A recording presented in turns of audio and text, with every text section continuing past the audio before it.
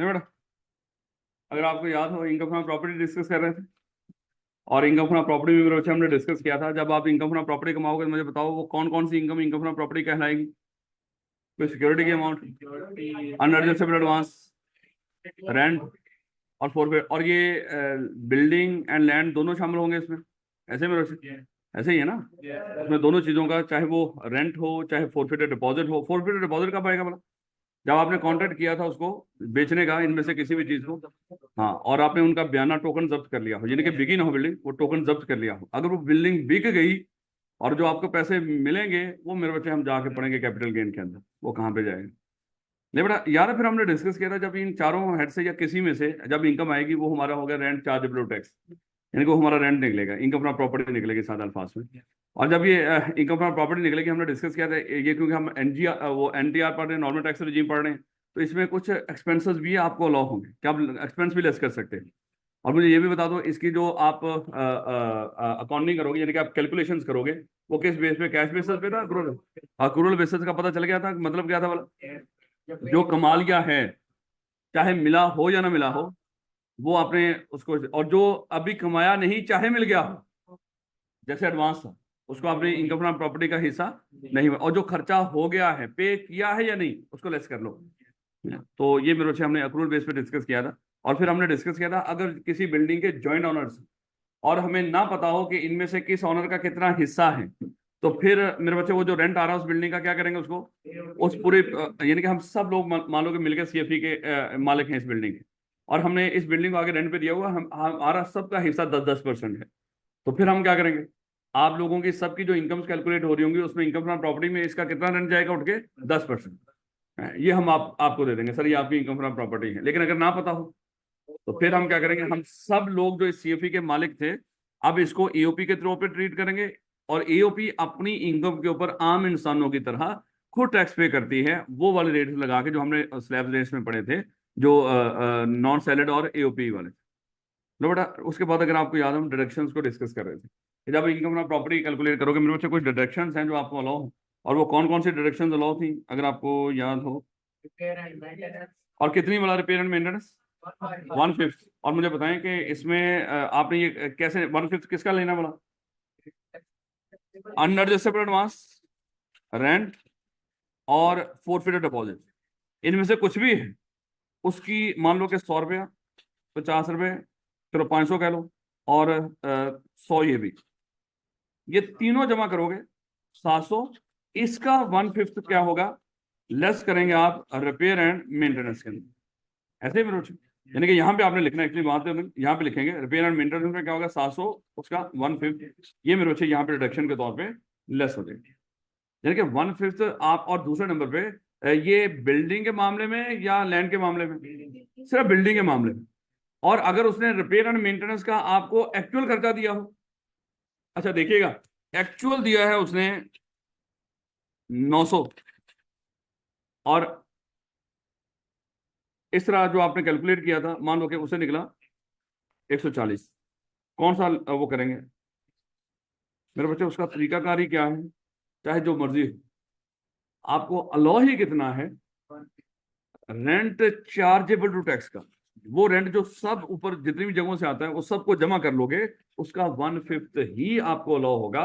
आपने एक्चुअली कितना किया या किया ही नहीं, बात को दे देना पेपर के अंदर कि आपने रिपेयर एंड मेंटेनेंस के ऊपर इतना खर्चा किया है, मेरे बच्चे सिर्फ धोखा देने के लिए कह रहा हूं ताकि आप कंफ्यूज कर दें, क्योंकि एक जगह पे एक्चुअल भी है, याद है वो 1/4 वाला, या 4% कह लो, चलो 1/4, सॉरी 1/4 तो ज्यादा हो जाता है, 4%, जो हमने डिस्कस किया था रेंट कलेक्शन चार्जेस, नहीं पढ़ा था अभी, अच्छा अभी चले वो आज फिर हम पढ़े, तो बड़ा उसके बाद हमने डिस्कस किया था कि any premium paid by the, यानी कि जो भी मालिक है उसका,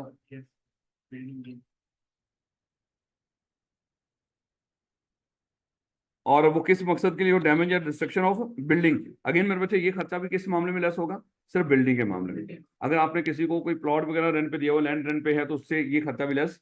ये दोनों खर्चे कहाँ से होंगे, हमेशा बिल्डिंग में से। ये छोटी छोटी गलतियां मेरे बच्चे हम इसलिए बार बार रिपीट कर रहे हैं, ये हम करते हैं पेपर के अंदर, क्योंकि इसमें लंबी चौड़ी चीज तो होती नहीं, साइंस तो है नहीं टैक्स के अंदर, एक लॉ है उसको इंप्लीमेंट करवाएंगे, कुछ खर्चे दे देगा, कौन से करने हैं कौन से लेस नहीं करने, वो ही लेस करने हैं जिसको आप बता दिया। उसके अलावा जो मर्जी खर्चा दे दे, जो यहाँ पे नहीं बताया लेस करने को, वो आपने लेस नहीं करना। आपने कहना कि ऐसा अलाउ ही नहीं था, यहाँ पे लिखा ही नहीं कहीं पर। जब लिखा ही नहीं तो मैं इस खर्चे को क्यों लेस करूं? आपने नहीं करना, करना वही है जो यहाँ पे लिखा है। इसका मतलब जो यहाँ पे लिखा हो उसको क्या करना पड़ेगा, याद रखना पड़ेगा आपको हर सूरत में। लो बेटा, उसके बाद हमने डिस्कस किया था, अगर प्रॉपर्टी टैक्स पे किया हो आपने, और ये प्रॉपर्टी टैक्स कौन सा है, लोकल लोकल लोकल गवर्नमेंट को जो प्रॉपर्टी टैक्स पे करते हैं, जैसे म्यूनिसिपल गवर्नमेंट्स हैं या हमारी इस तरह की लोकल गवर्नमेंट्स हैं, ये वो टैक्स नहीं होता जो इनकम टैक्स ऑर्डिनेंस 2000 के तहत, 2001 के तहत, जो इस ऑर्डिनेंस के तहत आप कैलकुलेट कर रहे हो, ये वो वाला टैक्स नहीं। ये यहाँ पे तो हम कैलकुलेट कर रहे हो इनकम फ्रॉम प्रॉपर्टी, वो पूरे जो तरीकाकार है। ये तो वैसे ही अगर किसी पे 5 मरले का प्लॉट है, उस पर प्रॉपर्टी टैक्स इतना पे करना है लोकल गवर्नमेंट को, 10 मरले का प्लॉट है इतना, ये उस टैक्स की बात हो रही थी। वो टैक्स भी अगर आप कोई बिल्डिंग रेंट पे देते हो, उसके रेंट में से आप वो टैक्स लेस कर सकते हो डिडक्शन के तौर पे, जो उसके ऊपर आप लोकल गवर्नमेंट को पे कर रहे हो। नाम उसका प्रॉपर्टी टैक्स है, लेकिन मेरे बच्चे वो ये प्रॉपर्टी इनकम वाला टैक्स नहीं है। उसके बाद हमने डिस्कस किया था एनी ग्राउंड रेंट पेड और पेबल बाय द पर्सन, ये कौन सा था बोला? अगर मिस्टर ए ने क्या किया था, अपना एक ग्राउंड, ये कह लो प्लॉट, वो रेंट पे दे दिया था मिस्टर बी, और मिस्टर बी ने क्या किया था मेरे बच्चे, मान लो कि ये दे रहा है, उस पर 40,000 रुपया पर मंथ दे रहा है मिस्टर बी, मिस्टर ए को ग्राउंड रेंट पे कर रहा है, ग्राउंड रेंट, या ये लैंड उसने रेंट पे ली है, उसका वो रेंट पे कर रहा है, जो मर्जी लफ्ज बोलो। फिलहाल इसको अभी हमने, जब तक उसके ऊपर बिल्डिंग ना बन जाए उसके लिए ग्राउंड ग्राउंड नहीं बोलना, हम क्या बोलेंगे, ये लैंड रेंट पे दी है। हो सकता है वो खाली वो प्लॉट ही दिया होता, मजीद कुछ नहीं था। तो मेरे बच्चे ये क्या होगा, ये इसकी इनकम फ्रॉम प्रॉपर्टी होगी, उसके लिए तो कुछ भी नहीं, ऐसे ना मेरे बच्चे। लेकिन हमने डिस्कस किया था, मिस्टर ए ने मिस्टर बी को ये लैंड रेंट पे दे दी, मिस्टर बी ने क्या किया, इसके ऊपर बिल्डिंग बना, और बिल्डिंग बना के मिस्टर बी ने इसको किसी सी को रेंट पे दे दी। अब इस बिल्डिंग का मालिक कौन था? मिस्टर बी इस बिल्डिंग का। आप बेटा, आप पहले थे इन दोनों क्लासेस में जो 2 दिन हुई है मेरे बच्चे, आप थे? तो ये पिछले लेक्चर दो कोई कुछ हुए हैं मेरे बच्चे, वो अटेंड करना है मेरे बच्चों को, ताकि इनके साथ मिल जाए, नहीं तो समझ शायद ना आए उस तरह। और क्लास मेरे बच्चे हर रोज की हर रोज लाजमी अटेंड करते रहे। और मैंने आपको कहा था कि शायद बाकी दोनों सब्जेक्ट से ये सब्जेक्ट पास करने के आपके चांसेस ज्यादा होंगे, याद रखें, क्योंकि ये ज्यादा बेफिक्र होकर आप अटेम्प्ट कर रहे हो। उसमें फिक्र है कि आसान पेपर है, हमने करना है। ये थोड़ा सा मुश्किल है, थोड़ी सी फिक्र कम होगी इसमें, और फिर जहाँ पे फिक्र कम हो वो ऑटोमेटिकली पास होने के चांसेस बढ़ जाते हैं। लिमिट। तो मिस्टर सी को, मिस्टर देखो, इस जमीन का मालिक कौन है, मिस्टर ए, लेकिन बिल्डिंग किसने बनाई है, मिस्टर बी ने। हमने कहा कि मिस्टर बी जब इस बिल्डिंग को मिस्टर सी को रेंट पे दे देगा, मिस्टर बी की, क्योंकि ऑनर ऑफ लैंड और बिल्डिंग, वो जो रेंट से ले रहा होगा वही इनकम फ्रॉम प्रॉपर्टी में जाती है। ऐसे में बिल्डिंग का मालिक मिस्टर बी है, लेकिन उस जमीन का मालिक मिस्टर ए है। हमने कहा था मिस्टर बी जब इस बिल्डिंग को मिस्टर सी को रेंट पे देगा, मान लो 1 लाख रुपया पर मंथ, इसमें से वो लेस उसको करने की क्या इजाजत होगी बोला, 40,000 पर मंथ जो उसने ग्राउंड रेंट पे कर रहा है उसको लेस करने की इजाजत, याद रखो। हाँ, जो इसको ग्राउंड रेंट जो आ रहा है ये इनकम फ्रॉम अदर सोर्स में लेके जाए। नहीं नहीं, ये कुछ है ना इस तरह की चीजें, साइंस जहां पे वो कह रहे, ये जो ग्राउंड रेंट होगा ये इनकम फ्रॉम प्रॉपर्टी, ये मिस्टर ए की इनकम फ्रॉम प्रॉपर्टी नहीं होगी, क्योंकि ग्राउंड रहा ही नहीं। अब उसके ऊपर बिल्डिंग है, अब उस तरह की लैंड नहीं है, अब उसके ऊपर बिल्डिंग है, बिल्डिंग का कोई और मालिक है, और उस बिल्डिंग का वो ऑलरेडी इनकम फ्रॉम प्रॉपर्टी में जा रहा है। तो ये मिस्टर बी, इसके लिए लफ्ज क्या बोलते हैं, ग्राउंड रेंट। ये मिस्टर बी का जो ग्राउंड रेंट होगा ये कहां पे जाएगा, इनकम फ्रॉम अदर सोर्स में। जैसे हमने कल डिस्कस किया था, अगर कोई बिल्डिंग दे देते हो आप, लेकिन साथ प्लांट एंड मशीनरी भी हो, तो हमने कहा था वो कहां पे जाएगा, उसका किराया इनकम फ्रॉम अदर सोर्स में। तो जहां पे कोई चीज कह दे वो उसी तरह ही माननी है मेरे बच्चे हमने। उसके बाद कहता कि एनी प्रॉफिट, हमने डिस्कस किया था, अगर कहीं किसी से उधार पे पैसे लेते हो, आपने लाख रुपया उधार पे लिया और उस 1 लाख से कोई बिल्डिंग बनाई, या उससे बिल्डिंग को आपने रेनोवेट किया, या उसमें बिल्डिंग को कोई एक्सटेंड किया, यानी कि उसकी कोई मंजिल और बना दी है, या उसमें कोई सहूलत और प्रोवाइड कर दी, ये जो पैसा आपने बिल्डिंग के ऊपर लगाया, उस बिल्डिंग जिसको आगे रेंट पे देने जा रहे हो। तो हमने डिस्कस किया था 1 लाख रुपया आपने उधार लिया किसी बैंक से, उस पर 10% इंटरेस्ट है, कैपिटल लेस करने की इजाजत नहीं होगी, लेकिन जो इंटरेस्ट अमाउंट पे कर रहे हो वो आपको लेस करने की इजाजत है। जो भी रेंट कमाएंगे, जैसे मान लो हमने ये बिल्डिंग बनाई, इस बिल्डिंग के ऊपर एक और फ्लोर बनाना था, उसके लिए हमने बैंक से ले लिया 1 लाख रुपया रेंट लोन, उस पर 10% इंटरेस्ट है, और हमने इस बिल्डिंग को क्या कर दिया, किसी को रेंट पे दे दिया। जो भी उसकी रेंटल इनकम आएगी, उसमें से जो बैंक से लोन लिया है उस लोन की इंटरेस्ट अमाउंट वो लेस करने की इजाजत, प्रिंसिपल लेस करने की इजाजत नहीं होती मेरे बच्चे, याद रखें। ये सारी चीजें हमने डिस्कस कर ली थी बड़ा डिटेल में, जो बना बनू के सारा कुछ। इसलिए मेरे बच्चे अगर किसी को ना वो आ रही हो समझ, वो दोबारा से वो लेक्चर सुन ले, क्योंकि ये तो रिवाइज कर रहे हैं, जस्ट मकसद रिवाइज करना, रिवाइज ही होता है मेरे बच्चे। ये where the property has been acquired constructed renovated, याद करें ये भी आपने पूरी कहानी पढ़ी थी हैं? इस इतना भी नहीं पढ़ा, थोड़ा सा दोबारा रिपीट कर लो। यहाँ पे क्या था मेरे बच्चे, मिस्टर ए एक बिल्डिंग खरीदना चाहता है, लेकिन उसके पास पैसा नहीं था उतना। मान लो कि ये 2 करोड़ की, हमने कहा था ये 2 करोड़ की बिल्डिंग है, मिस्टर ए के पास 1 करोड़ है, और यहाँ पे मिस्टर ए क्या एक हाउस बिल्डिंग फाइनेंस कंपनी के पास, एक ही बात है, उसको जाके कहा कि सर ये मैं बिल्डिंग खरीदना चाहता हूँ, मेरे पास पैसे नहीं है। उसने कहा कि कोई मसला नहीं सर, हम आपको पैसे दे देते हैं। वो कहता लोन तो नहीं मैंने लेना, कहता सर हम लोन थोड़ी, हम आपके साथ इश्तराक करेंगे। यानी कि 1 करोड़ उन्होंने दिया, 1 करोड़ आपने, 2 करोड़ की आपने क्या कर लिया था, ये बिल्डिंग खरीद ली। अब मालिक एक्चुअली कौन है जो नजर आ रहा है दुनिया को, वो तो मिस्टर ए ही है। और मिस्टर ए ने बिल्डिंग खरीद के आगे किसी मिस्टर सी को रेंट पे दे दी, और मिस्टर सी से जो रेंट आ रहा होगा वो तो इनकम फ्रॉम प्रॉपर्टी। लेकिन यहाँ पे आपको इजाजत दी गई कि अब इस बिल्डिंग में आधा हिस्सा किसका है, वो कैसे है वो मैंने आपको बता दिया था। इस बिल्डिंग के आपने छोटे छोटे यूनिट्स बनाए हैं, यूनिट्स में से मान लो कि इसके 100 यूनिट बनाए, एक यूनिट कितने का था बोला, हमने यहाँ पे करोड़ ले लिया, 2 लाख अज्यूम कर लो, क्योंकि 2 लाख होगा तो करोड़ बनेगा ना। 100 यूनिट्स है टोटल,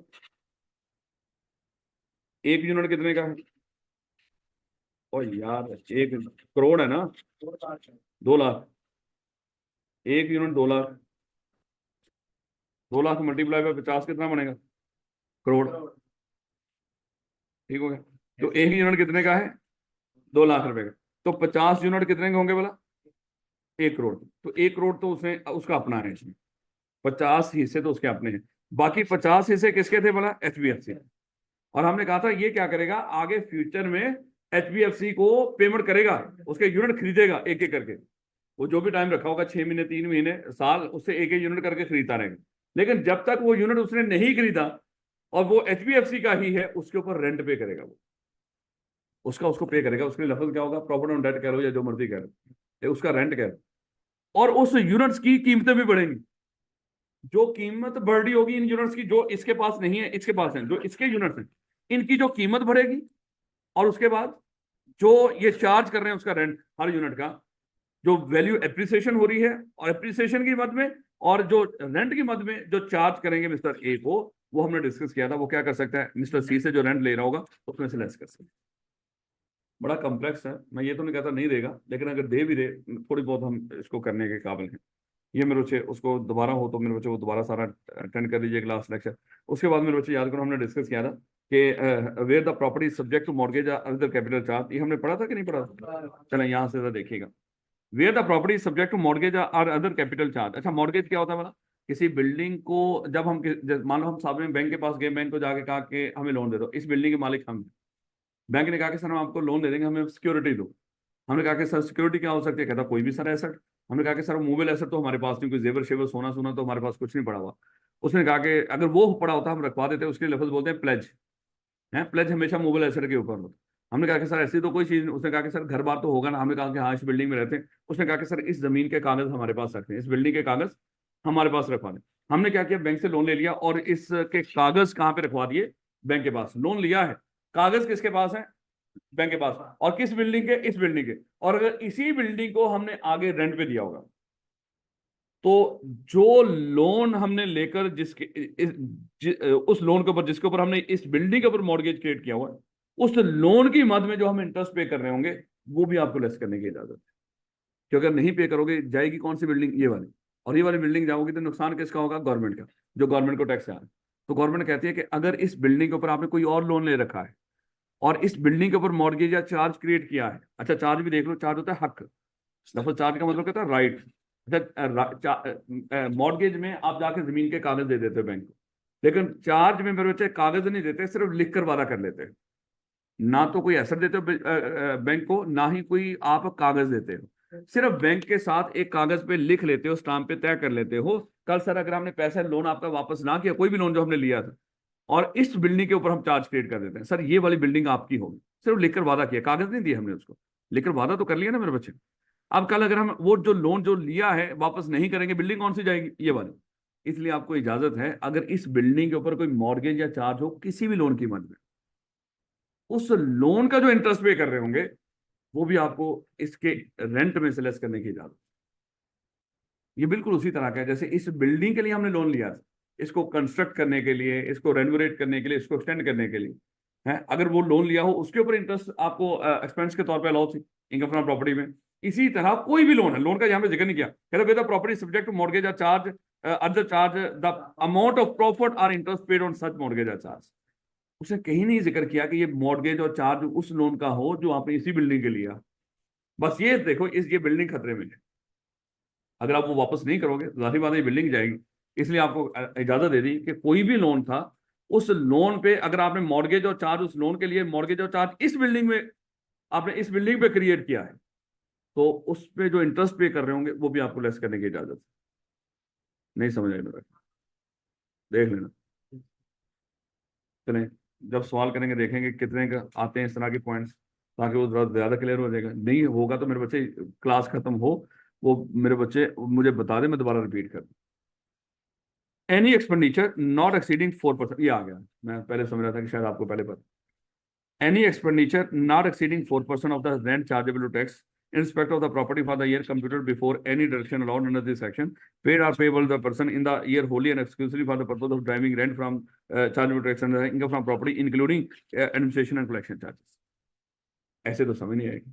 अब उसको समझने के लिए मेरे बच्चे थोड़ा सा देखिएगा। मिस्टर ए ने क्या किया, एक बिल्डिंग उसको आगे रेंट पे दे दिया, मान लो एक पूरा प्लाजा, उसमें कई मेरे बच्चे फ्लैट हैं, ये उसने क्या कर रखे, मिस्टर ए ने कई लोगों को रेंट पे दे रखे। मेरे बच्चे इससे कोई फर्क नहीं पड़ता, याद करो हमने डिस्कस किया था, एक प्लाजा आप जितने मर्जी लोगों को रेंट पे दे दें, आपकी जो रेंट आ रहा होगा इनकम फ्रॉम प्रॉपर्टी ही। अब ऐसे में मेरे बच्चे इतने लोगों से रेंट वगैरह इकट्ठा करना इतना आसान काम नहीं है, तो यहाँ पे रेंट कलेक्शन के लिए मिस्टर ए ने कुछ लोग रखे हुए, रेंट कलेक्शन के लिए मिस्टर ए ने कुछ लोग रखे हुए। मान लो कि उनको क्या करता है, उनको भी 1 लाख रुपया पर मंथ उनका खर्चा हो जाता है। ये किन का है बोला, वो लोग जो रेंट कलेक्शन पे रखे हुए मिस्टर ए ने, उनका खर्चा हो रहा है कितना, 1 लाख रुपया एज्यूम कर। और हमारा जो रेंट जो हम इस मिस्टर ए को जो रेंट आ रहा है इन सारे प्लाजों से जूम कर लो, वो आ रहा है इसका 1 लाख रुपया मल्टीप्लाई बाय 12, टोटल रेंट मेरे बच्चे आ रहा है 12 लाख रुपए। ये है उसका total rent income from property साधारण फास में, या ये कह लो रेंट चार्जेबल टैक्स, वो कितना आ रहा है बोला, 12 लाख रुपए। और बाकी जहां पे खर्चे हैं वहां पे बाकी खर्चे नहीं आपको बताए, एक खर्चा आपको बताया, वो कौन सा बताया, रेंट कलेक्शन चार्जेस, और वो कितने हैं, 1 लाख रुपया पर ईयर चलाना है। अब मेरे बच्चे इसकी इनकम फ्रॉम प्रॉपर्टी कैलकुलेट कीजिएगा। इनकम फ्रॉम प्रॉपर्टी किसकी बोला, मिस्टर ए की इनकम फ्रॉम प्रॉपर्टी कितनी है मेरे बच्चे, भाई 12 लाख, 12 लाख। ये क्या बोला, उसकी इनकम फ्रॉम प्रॉपर्टी। अब लेस क्या करना है इसमें से, डिडक्शन, और तो कुछ नहीं है, एक ही चीज दी है मैंने, फॉरफिटेड डिपॉजिट नहीं, कोई अनएडजस्टेबल एडवांस नहीं, कुछ नहीं है। लेस क्या करना है बोला इसमें, हाँ वो तो बाय डिफॉल्ट, ये जो मैं लिखना शुरू किया था सिर्फ इसलिए मैंने आपको यहां से शुरू किया था, एक ही खर्चा है, कौन सा बोला, रेंट कलेक्शन चार्जेस। इसलिए मैंने कहा कि शायद आप लोग वो भूल जाएंगे, रिपेयर एंड मेंटेनेंस तो लाजमी आएगा, और वो कितना बोला, 12 लाख का less repair and maintenance, 12 lakh का 1/5, 2 लाख। ये हम प्रेजेंटेशन देखेंगे इसको, ये जाहिर बात है इधर करके लिखना, ये बिल्कुल इसके साथ सामने आ रहा हो, और ये अमाउंट इससे पीछे आ रही है, फिलहाल जगह कम होने की वजह से 2,40,000। मजीद इसमें से लेस होगा मेरे बच्चे rent collection charges, rent collection charges जो भी होंगे। अब वो तरीकाकार क्या हो, रेंट कलेक्शन चार्जेस मेरे बच्चे लेस करोगे आप 4% of rent chargeable tax, 4% of rent chargeable tax, और actual whichever is lower. क्या कैसे लॉ होंगे बोला, 4% रेंट चार्जेबल टैक्स का, और actual whichever is lower. अब जरा 4% लो, रेंट चार्जेबल टैक्स कितना बोला, 12 लाख, उसका 4% लो, 48,000, और एक्चुअल कितना है मेरे बच्चे, भाई एक्चुअल तो ये था ना, नहीं नहीं इसका नहीं, ये तो एक्चुअल हुआ। Actual or 4% of rent chargeable tax whichever is lower, वो आपको डिडक्शन के तौर पे लाओ। रेंट कलेक्शन चार्जेस कैसे लेस करने हैं? 4% ऑफ रेंट चार्जेबल टैक्स और actual whichever is lower. याद रखो। तो फिर यहाँ पे कौन सी अमाउंट जाएगी? 48,000। वो मेरे बच्चे यहाँ से आप लेस करें। ये ना हो उसने पूरी फौज रखी हो रेंट कलेक्शन के ऊपर ही है, और अपने ही हो रिश्तेदार जो घर में वेले हैं। ऐसे होता है ना मेरे वैसे, जो घर में किसी को कोई नौकरी नहीं मिली उसको रेंट कलेक्शन पे लगा रखे, और उसका क्या हो, अन्य वाह उनको तनख्वाहें दे रहा हो, और वो सारी की सारी जो तनख्वाहें उसको दे रहा है वो कहाँ पे जाती है? रेंट कलेक्शन चार्जेस में। और वो सारी की सारी अमाउंट उठा के कहाँ से लेस कर दे? इनकम फ्रॉम प्रॉपर्टी में से। तो मेरे वैसे उसके तो जीरो ही आएगा। इसलिए उसको कहा कि औकात में रहते हुए बंदों को रख, ये ना हो कि अन्य वाह उनके ऊपर खर्चा करते। और कहा क्या? 4% सिर्फ रेंट चार्जेबल टैक्स का 4%। अगेन रेंट चार्जेबल टैक्स मतलब वही जिसका हम 1/5 लेते हैं रिपेयर एंड मेंटेनेंस के अंदर, उसी अमाउंट का 4%। खाली रेंट नहीं, यानी कि सारा रेंट चार्जेबल टैक्स उसका 4% और actual whichever is lower. या सादा अल्फाज में एक्चुअल और 4% ऑफ रेंट चार्जेबल टैक्स, इनमें से जो कम है उससे ज्यादा अलाउ नहीं करेंगे। अब जरा पहले जरा थोड़ा सा लाइनों को दोबारा पढ़ेंगे, फिर इसके साथ मिलाने की कोशिश करेंगे कि हमें समझ आ रही है कि नहीं इस बात। कह रहे एनी एक्सपेंडिचर नॉट एक्सीडिंग 4%, यानी कि इससे ज्यादा तो अलाउ होना ही नहीं। एनी एक्सपेंडिचर नॉट एक्सीडिंग 4% किसका? Rent chargeable to tax. और रेंट चार्जेबल टैक्स क्या है? बोला वो चारों चीजों से in respect of the property of for the year computed before any deduction allowed. और ये जो रेंट चार्जेबल टैक्स जो आपने 4% लेना उसका, ये कब? कोई भी खर्चा लेस करने से पहले जो अमाउंट है, जो रिपेयर एंड मेंटेनेंस के लिए इस्तेमाल करते हैं सादा अल्फाज में। यानी कि ये ना हो कि पहले आप रेंट चार्जेबल टैक्स निकाल दें, जैसे यहाँ पे हमारा कितना आया था रेंट चार्जेबल टैक्स वाला? 12 लाख रुपए। इसमें से पहले रिपेयर एंड मेंटेनेंस तो लेस कर लें, क्योंकि ये तो होती ही होती है। उसके बाद जो अमाउंट है कहते ना ना, अगेन किसका 4%? किसी भी डिडक्शन को लेस करने से पहले जो रेंट चार्जेबल टैक्स पड़ा हुआ हमारा, उसका आपने क्या करना है? 4%। उससे ज्यादा रेंट कलेक्शन चार्जेस अलाउ नहीं होंगे। Respect the profit of the year computer before any deduction lot and destruction paid or payable by the person. वो चाहे वो पे कर दिए हो रेंट कलेक्शन चार्जेस, चाहे पे करने वाले रहते हो, इससे कोई फर्क नहीं पड़ता। आपका खर्चा हो रहा है, आप क्या कर लो, उसको डिडक्शन के तौर पे अवेल कर लो in year wholly and exclusively for the purpose of deriving rent chargeable tax under the head income from property. और ये जो खर्चा कर रहे हो ये क्लियरली किससे रिलेटेड होना चाहिए? Income chargeable income from property कमाने के लिए जो कर रहे हो ना, जो लोगों को रखा हुआ है, सिर्फ इन मकासद के लिए रखा हुआ है ना, कोई और मकसद भी उन लोगों को नहीं। नहीं, उसका प्योरली मकसद ये रिलेट कैसे होना चाहिए? इनकम फ्रॉम प्रॉपर्टी कमाने से ताल्लुक होना चाहिए उन लोगों को, इंक्लूडिंग एडमिनिस्ट्रेशन और कलेक्शन चार्जेस। और इसमें शामिल क्या है? एडमिनिस्ट्रेशन और कलेक्शन चार्जेस, यानी कि जो एडमिन के लोग आपने वहां पे रख रखे हैं उसको मैनेज करने के लिए चीजों को, प्रॉपर्टी के मामला को, और जो कलेक्शन के लिए लोग रख रखे हैं, तो एडमिनिस्ट्रेशन और कलेक्शन चार्जेस इन दोनों को मिला के मेरे बच्चे कितना अलाउ होगा? 4% से ज्यादा तो अलाउ है ही नहीं। अगर लेकिन अभी एग्जाम्पल देखिए। अच्छा यहाँ पे एक्चुअल कितना हुआ था बोला? 1 लाख। अच्छा वो 4% कितना था? 48,000। तो बेटा एक्चुअल है उसका 30,000 साल में। उसका ये जो कलेक्शन और एडमिन एक्सपेंस कितने हैं? 30,000। और 4% कितना था बोला? 48,000। 48,000 से ज्यादा तो है ही नहीं। लेकिन अगर एक्चुअल ही 30,000 है तो फिर 30,000। ये 4% कब आएगा बोला?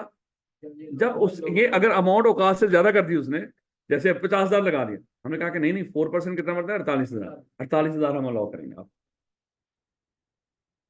यानी कि एडमिनिस्ट्रेशन और कलेक्शन चार्जेस कितने डिडक्शन के तौर पे अलाउ होंगे? 4% of rent chargeable to tax, इससे ज्यादा नहीं। अब इतनी की लाइन बोली है उसने, इसका मतलब क्या हुआ? इससे ज्यादा तो किसी सूरत अलाउ नहीं होने 4% से। ये तो आपके पास सीलिंग, इससे ज्यादा नहीं। अगर एक्चुअल इससे ज्यादा हुए तो फिर ये, अगर एक्चुअल इससे कम हुए तो फिर एक्चुअल। यानी कि टैक्स वाले यहाँ पे अपना सोचेंगे, हमारा फायदा कहाँ? याद रखोगे इस बात। ये दिक्कत तो नहीं इसमें 4% वाले में। ये जब आएगा पेपर में कर दोगे इंशाल्लाह, उसमें अभी पता चल जाएगा, सवाल करेंगे। Any expenditure paid or payable by the person in the taxpayer for legal services required to defend the person's title to the property or any of it connected with the property in a court। अब ये मेरे बच्चे इस लफ्ज को पक्का करके underline कर लो, या इसको साथ ये मिला लो। Defend the person title to the property, ये इंतहाई अहम चीज, क्योंकि वकीलों के खर्चे देगा आपको। लो बेटा, आप आए हमारे पास, आपने कहा कि सर ये बिल्डिंग हमें रेंट पे दे दो। हमने कहा कि ठीक हो गया बेटा, आप ले लो। लेकिन आपने, जाहिर बात है कि एहतियात होती है, ये ना हो कि खुदा ना खासा किसी प्रोविजन कोई शिक यहाँ पे ऐसी वैसी रह जाए या जिससे आपको नुकसान हो। आपने क्या किया, किसी वकील की मदद ली। किस मकसद के लिए? इस कॉन्ट्रैक्ट को फाइनल करने के लिए, उस कॉन्ट्रैक्ट को लिखवाने के लिए आपने क्या किया, किसी वकील की मदद ली और उसको 5,000 पे किया। इसको पढ़ो, क्या आपको ये 5,000 खर्चा लेस करने की इजाजत होगी? आपने ये बिल्डिंग रेंट पे ले रहे हो बेटा,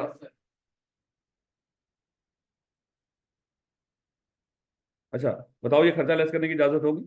दोबारा सुनो, मैं दोबारा अल्फाज बोलने लगा हूँ,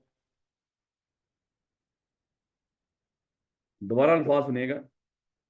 आपने ये बिल्डिंग रेंट पे लेनी है, कॉन्ट्रैक्ट को फाइनल करने के लिए, उसमें कॉन्ट्रैक्ट को लिखत पढ़त के लिए आपने किसी वकील की मदद ली और उससे 5,000 पे कर रहे हो। क्या ये खर्चा इनकम फ्रॉम प्रॉपर्टी में से लेस करने की इजाजत होगी?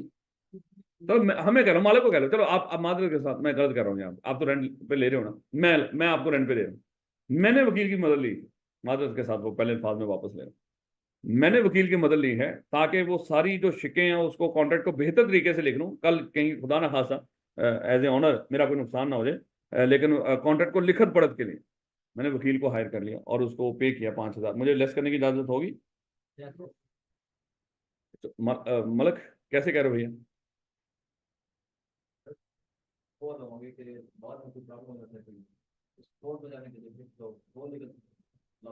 यहाँ पे ना एक चीज बड़े वाजे करके लिखी हुई है, to defend the person title to the property. अगर कोई बंदा आपकी इस बिल्डिंग पे, अगर कोई बंदा मेरी इस बिल्डिंग पे कब्जा कर रहा हो और मैं उसे कब्जा छुड़वा रहा हूं, कोर्ट में केस को लड़ रहा हूं, किसी ने दावा कर दिया ये बिल्डिंग तो मेरी है, मेरे किसी रिश्तेदार ने, किसी और बंदे ने, कब्जा ग्रुप ने दावा कर दिया ये बिल्डिंग हमारी है, या मैंने ये घर किसी वकील को दे दिया था गलती से और वकील भी उसके कागज बनवा के फिर रहा है इस बिल्डिंग के और दावा करके बैठा ये बिल्डिंग है ही मेरी, इसलिए लोग वकीलों को बिल्डिंग नहीं देते कोई रेंट पे, है।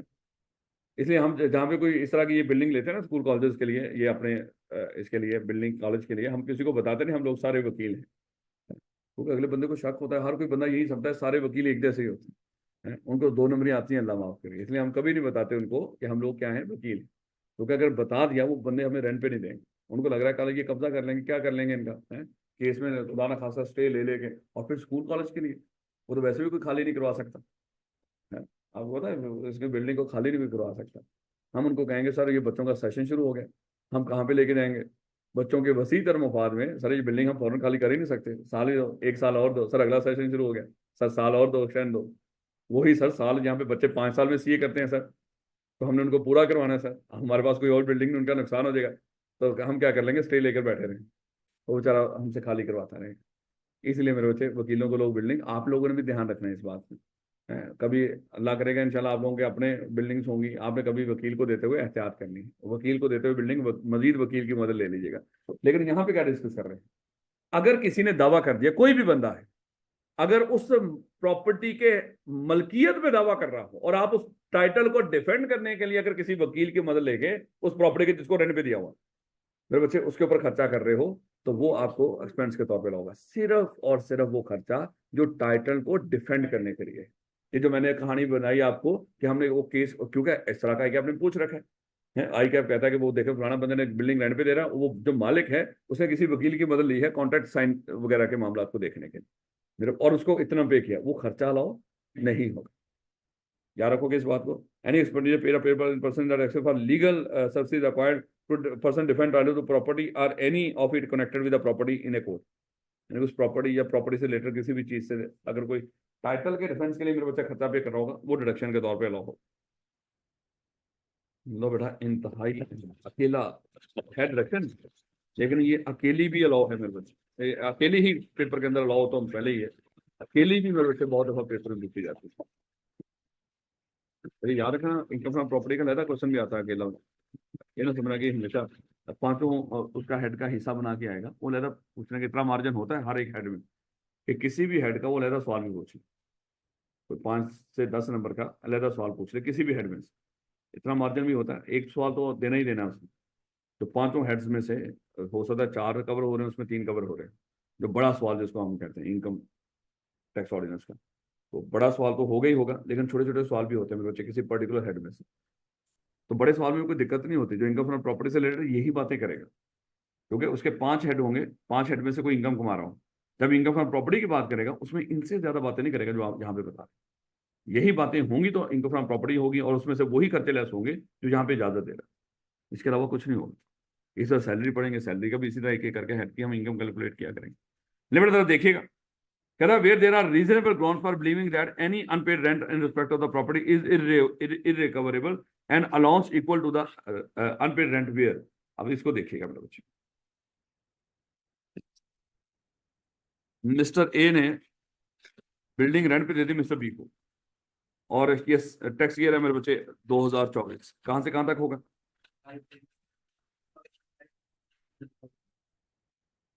23 से 2024 तक। तो जुलाई एंड हुआ, अगस्त, सितंबर, अक्टूबर, नवंबर, दिसंबर, जनवरी, फरवरी, मार्च, अप्रैल, मई और जून। लो बेटा, इसने क्या किया, इसने 9 महीने तक तो ये रेंट पे करता रहा, 9 महीनों का इसने साथ साथ रेंट पे किया, लेकिन अगले जो 3 महीने थे, 1, 2, 3, इन 3 महीनों का उसने रेंट पे नहीं किया, ये रेंट पे ही नहीं कर रहा, नहीं दिया उसने। और ये है लैंडलॉर्ड, और ये है टेनेंट।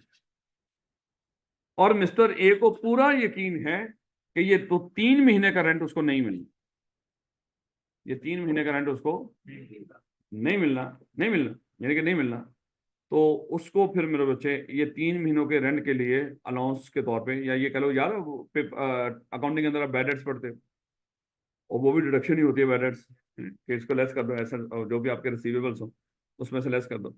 तो यहाँ पे फिर मेरे बच्चे, अगर तो आपको पक्का यकीन है कि ये नहीं मिलना, तो ये आप उस साल की जो रेंट होगा उसमें से ये 3 महीने का रेंट कम कर सकते हो, साल का लोगे पहले, क्योंकि उसको आपने मान लो कि 50,000 पर मंथ के लिहाज से रेंट पे दिया, तो 50,000 मल्टीप्लाई में 12, तो कितना बनेगा? 6 लाख रुपए। उसमें से मजीद डिडक्शन के तौर पे जो लेस कर होंगे, उसमें से एक डिडक्शन कौन सी होगी? वो तो होगी होगी, एक ये भी होगी, अनकोलेक्टेबल रेंट कह लो, या वो रेंट जो हमारा बैड हो चुका हो, बैडेड हो चुका हो, कुछ भी इस तरह के अल्फाज अभी हम देख लेंगे, तो इसको भी आपको क्या होगा, लेस करने की इजाजत होगी। कितने महीने का? 3 महीने का। तो आप क्या कर सकोगे, 1.5 लाख रुपया उसको लेस कर लो। लेकिन अगली बात, इसके लिए कुछ कंडीशंस, यानी कि अगर आपने किसी रेंट को ये कहना कि वो नहीं मिल रहा और मिलेगा भी नहीं, इसलिए टैक्स वाले क्या करते हैं, उसको डिडक्शन के तौर पे लॉ कर दें, क्योंकि मिलना ही नहीं। टैक्स वालों ने कहा इसके लिए आप कुछ रिक्वायरमेंट्स पूरी कर दें, फिर हम आपको लॉ कर देंगे, नहीं तो हम नहीं करेंगे, क्योंकि उस टेनेंट के साथ कॉन्ट्रैक्ट आपने किया, हमने नहीं किया। मिलना नहीं मिलना वो आपका कसूर है, लेकिन अगर ये बातें साबित कर दो, फिर आपको डिडक्शन के तौर पे लॉ कर देंगे। वो क्या देखिएगा, where there are reasonable grounds for believing that any unpaid rent in respect of the property is irrecoverable, यानी कि जो रेंट नहीं मिला वो अब मिलना भी नहीं। यानी कि एक तो ये ना, हम अक्रूवल बेस पे कर रहे हैं ना यहाँ पे, रेंट की कैलकुलेशन, मिला है या नहीं नहीं मिला, हम क्या करते थे, उसको इनकम का हिस्सा बना देते हैं इनकम प्रॉपर्टी का। लेकिन जो नहीं मिल रहा, इनकम का हिस्सा तो बन गया, लेकिन अब अगर आपको ये हो कि अभी मिल तो नहीं रहा, लेकिन आगे मिलना भी नहीं, दिक्कत वहां पे है। जो सर मिलना ही नहीं, तो सर उसको क्यों मेरी इनकम का हिस्सा बनवा रहे हैं? क्योंकि एक तो वो तो समझ आ गया सर, चलो बाद में दे देगा वो, उस पर तो सर मैं टैक्स दे दूं आपको, जो इनकम मेरे पास आनी ही नहीं, मुझे लग रहा है वो जो अनपेड है, जो अभी तक उसने नहीं दिया 3 महीने का रेंट, उसने देना भी नहीं, तो सर इसको क्या करो, इसको भी डिडक्शन के तौर पे लाओ, तो an allowance equal to the unpaid rent. फिर वो जितना अनपेड रेंट है, वो पूरी की पूरी अमाउंट आपको क्या कर दी जाएगी, डिडक्शन के तौर पे लॉ कर दी जाएगी, अगर where the tenancy was bona fide. वो टेनेंसी एग्रीमेंट जो है ना, जो उनके साथ ये जो रेंट का एग्रीमेंट था, वो बोनाफाइड था, आपने ईमानदारी के साथ सब चीजें देख भाल के आपने उनके साथ कॉन्टेक्ट किया था। ये ना हो कि शुरू में ही आपकी बदनीयती थी बीच में। बदनीयती क्या थी, तो ऐसा करना, कुछ रेंट अपने पास ये शो करना कि तूने दिया ही नहीं मुझे, ना तूने दिया है, वो मार लेना, मैं भी क्या कर लूंगा, उसको डिडक्शन के तौर पर अवेल कर लूंगा, तो दोनों का ही फायदा हो जाएगा, मेरा मेरा कोई नुकसान नहीं, तेरा भी फायदा हो जाएगा। समझाने के लिए बात कर, तो अगर आपने शुरू में ही 2 नंबरी करने के लिए ही वो उस तरह का टेनेंसी का एग्रीमेंट किया था कि तू कुछ रेंट मार के भाग जाना, मैं क्या कर लूंगा डिडक्शन के तौर पे अवेल कर लूंगा, और आपने जो रिक्वायरमेंट्स होती हैं टेनेंसी की वो पूरी की नहीं शुरू के अंदर ही, बेईमानी शुरू में ही दिमाग में थी आपके, तो मेरे बच्चे फिर वो अलाउ नहीं करेंगे। वो कहता है टेनेंसी वाज बोनाफाइड, ईमानदारी के साथ उसके साथ जो देखभाल करनी चाहिए होती है, जो रिक्वायरमेंट्स होती है, लिखत पढ़त होती है, उस बंदे के साथ सारा कुछ किया था। और दूसरा, द डिफॉल्टिंग टेनेंट, वो बंदा जो आपका रेंट नहीं दे रहा, the defaulting tenant has vacated the property, steps है, अच्छा, the defaulting tenant has vacated the property, ये यही प्रॉपर्टी है मैंने आपको रेंट पे दे रखी थी इस साल, आखिरी 2 महीने आप रेंट नहीं दे रहे, और मुझे पूरा यकीन है ये 2 महीने का रेंट आपने देना भी नहीं, और मैं टैक्स वालों को कहता हूँ कि सर ये देखें, ये दो दो महीने का रेंट क्या है, ये तो मेरा अनरिकवरेबल है ना, इरिकवरेबल है सर, ये तो खत्म करो इसमें से मेरी इनकम प्रॉपर्टी से। कहता है ये टेनेंट कौन था जिसको आपने ये दिया हुआ, वो अब कहाँ पे है? हमने कहा अभी भी उसी घर में है। कहते लेवल नहीं हो गया, यानी कि आपका जो टेनेंट है अभी भी आपके ही घर में है, और वो रेंट भी नहीं दे रहा, और अभी तक आपने उसको घर में रखा हुआ है। तो रिक्वायरमेंट क्या है, अगर आपने वो अनपेड रेंट उसको इरिकवरेबल कंसिडर करते हुए आपने लेस करना डिडक्शन के तौर पे, उस बंदे से वो प्रॉपर्टी खाली करवा ली हो, उसको घर से निकाल चुके हैं। ये ना हो वो घर में भी बैठा हो उस प्रॉपर्टी के अंदर, और आप कह रहे हो इससे नहीं मिलना, वो बैठा भी अंदर ही, ये तो बेशर्मी है। कम से कम निकाल के बाहर तो फेंको उसको, रेंट मिल नहीं रहा तो उसको रखा क्यों अंदर? और दूसरा, मान लो कि वो वकील है, नहीं निकल रहा, आप क्या कर रहे हैं, steps have been taken to compel the tenant to vacate the property, तो फिर आपने कम से कम कोई स्टेप्स लेने शुरू, ये नहीं वहीं पे खुदा ना खासा नाचना शुरू कर दिया है कि सर देखे मैंने भंगड़े तो बड़े डाले हैं यहाँ पे, लेकिन ये घर नहीं खाली कर, नहीं नहीं, स्टेप्स का मतलब क्या है यहाँ पे कि आप कोर्ट में जाके उसको अप्लाई कर चुके हो कि इस बंदे से मेरा घर खाली करो, ये कब्जा करके बैठा हो, कहीं ना कहीं आपने कोई उसके खिलाफ कोई केस करवा दिया, दरवाजा कोर्ट का खटखटा दिया हो कि सर मेरा घर इससे छड़वा। ये ना हो कि उससे आपने कोई इकदाम भी नहीं किया उससे घर खाली करवाने के, और वो कर भी नहीं रहा, और आप कह रहे हो कि वो बैठा भी अंदर ही हो, आपने उसके खिलाफ घर खाली करने के लिए भी कोई केस ना किया हो, और साथ कह रहे हो कि ये इससे मुझे रेंट नहीं मिलना और मुझे डिडक्शन के तौर पे लाओ। वो कहते नहीं, ऐसे नहीं। अगर कोई टेनेंट आपको रेंट नहीं दे रहा, आप, एक तो बोनाफाइड एग्रीमेंट था उसके साथ टेनेंसी का, बेईमानी पहले से नहीं थी, आपने ईमानदारी के साथ पूरी रिक्वायरमेंट्स पूरी करके उसके साथ किया था एग्रीमेंट, और दूसरा आप बिल्डिंग खाली करवा चुके उससे, और बिल्डिंग खाली नहीं की तो कम से कम खाली करवाने के लिए उसके ऊपर आपने केस कर दिया, और and the defending tenant is not in occupation of any other property. अच्छा, एक और चीज, वो उसने ये बिल्डिंग खाली कर दी, लेकिन आपकी 2 बिल्डिंग है उसके पास, उसने इस बिल्डिंग में भी स्कूल खोला हुआ है, एक और बिल्डिंग भी आपने उसको दे रखी है उसमें भी, अच्छा, इस बिल्डिंग का रेंट मारा है वो टाइम पे दे रहा है, लेकिन वो भी बिल्डिंग इसके पास है सेम टेनर के पास, कहता है ना ये बिल्डिंग भी उससे खाली करवानी है, कोई और बिल्डिंग उसके पास है वो भी खाली करवानी है। ये ना हो कि एक है तो सेम बंदा ना, तो यहाँ का रेंट नहीं दे रहा, वो आपकी कोई और बिल्डिंग में भी बैठा हुआ, तो आपने ये बिल्डिंग भी खाली करवानी है, और उसके पास कोई और भी आपकी बिल्डिंग रेंट पे नहीं होनी चाहिए, तो फिर आपको रिडक्शन के तौर पे लाओ। यानी कि अब पूछेगा पेपर के अंदर, अगर आपने अनपेड रेंट को इनरिकवरेबल तस्वर करते हुए डिडक्शन के तौर पे अवेल करना, उसकी कौन सी रिक्वायरमेंट्स पूरी करनी है, तो ये मेरे बच्चे ये सारी रिक्वायरमेंट्स पूरी करनी है। सबसे पहले क्या है, टेनेंसी का एग्रीमेंट बोनाफाइड होना चाहिए, उससे घर खाली करवा चुके हो, अगर खाली नहीं करवाया एटलीस्ट खाली करवाने के लिए इकदाम करने शुरू कर दिए हो, और उस बंदे के कब्जे में आपकी कोई और प्रॉपर्टी भी नहीं होनी चाहिए। उसके बाद the person has taken all reasonable steps to institute legal proceeding for the recovery of the unpaid rent, और जो अभी पैसे नहीं दिए, देखो वो तो खाली करवाने की बात कर रहा था ना, ऊपर ऊपर जो केस किया था किस लिए किया था, खाली करवाने। अब अगले केस कौन सा कह रहा है, उससे रेंट रिकवर करने के लिए भी आपने दावा कर दिया, उसका भी केस कर दिया। ये ना हो कि सर वो तो मैं वेट कर रहा हूँ शायद इसको गैरत आ जाए, नहीं नहीं, गैरत को मारो गोली, अगर आपको लग रहा है वो हो ही बेगैरत गया है, अल्लाह माफ करे, मादर के साथ है सेल्फ, उसे नहीं देना, आप क्या कर चुके हैं उसके खिलाफ केस दायर कर चुके हैं। The person has taken all reasonable steps to institute legal proceeding for the, यानी कि चल किया नहीं, कम से कम बंदोबस्त आप पूरा कर चुके हैं, वकील से बातचीत कर ली है, उसको पूरा तैयार कर लिया कि हम क्या करने जा रहे हैं, इसके खिलाफ केस करने जा रहे हैं, सर ये देखो डॉक्यूमेंट्स रेडी हैं, बस जा रहे हैं 1-2 दिन के अंदर केस करने हैं इसके खिलाफ, या तो कर दिया हो या करने के पूरे इंतजाम कर लिए, और has reasonable grounds to believe that legal proceeding would be useless. क्या आपको लग रहा है सर इसके ऊपर मैं केस करके क्या करूं, क्योंकि वो बंदा ऑलरेडी इंसॉल्वेंट डिक्लेयर हो चुका है, आपका जो टेनेंट था वो क्या हो गया, इंसॉल्वेंट डिक्लेयर हो चुका है कोर्ट की तरफ से, कहेगा सर मैं लीगल केस कर भी दूंगा इसके खिलाफ रेंट रिकवर करने के लिए, इसके पास तो अब कुछ भी नहीं, ये ऑलरेडी कोर्ट की तरफ से क्या है, दिवालिया है। तो सर मुझे क्या मिलना है अब इससे, मुझे वैसे ही कंफर्म है इसको, इससे मुझे कुछ नहीं मिलना, तो केस करने का कोई फायदा नहीं है। या तो टैक्स वालों के सामने साबित कर दो कि सर केस करना, उसके ऊपर लीगल प्रोसीडिंग क्या है, यूजलेस है, उसका फायदा ही कोई नहीं। वो पूछेंगे क्यों सर, वो दिवालिया हो। अब दिवालिया कोई बंदा खुद नहीं डिक्लेयर करता है, वैसे तो बेगम भी कर दिया करती है दिवालिया भाई तो है, लेकिन मेरे बच्चे जो मेन अथॉरिटी है दिवालिया डिक्लेयर करने के लिए वो कौन है, वो कोर्ट हो।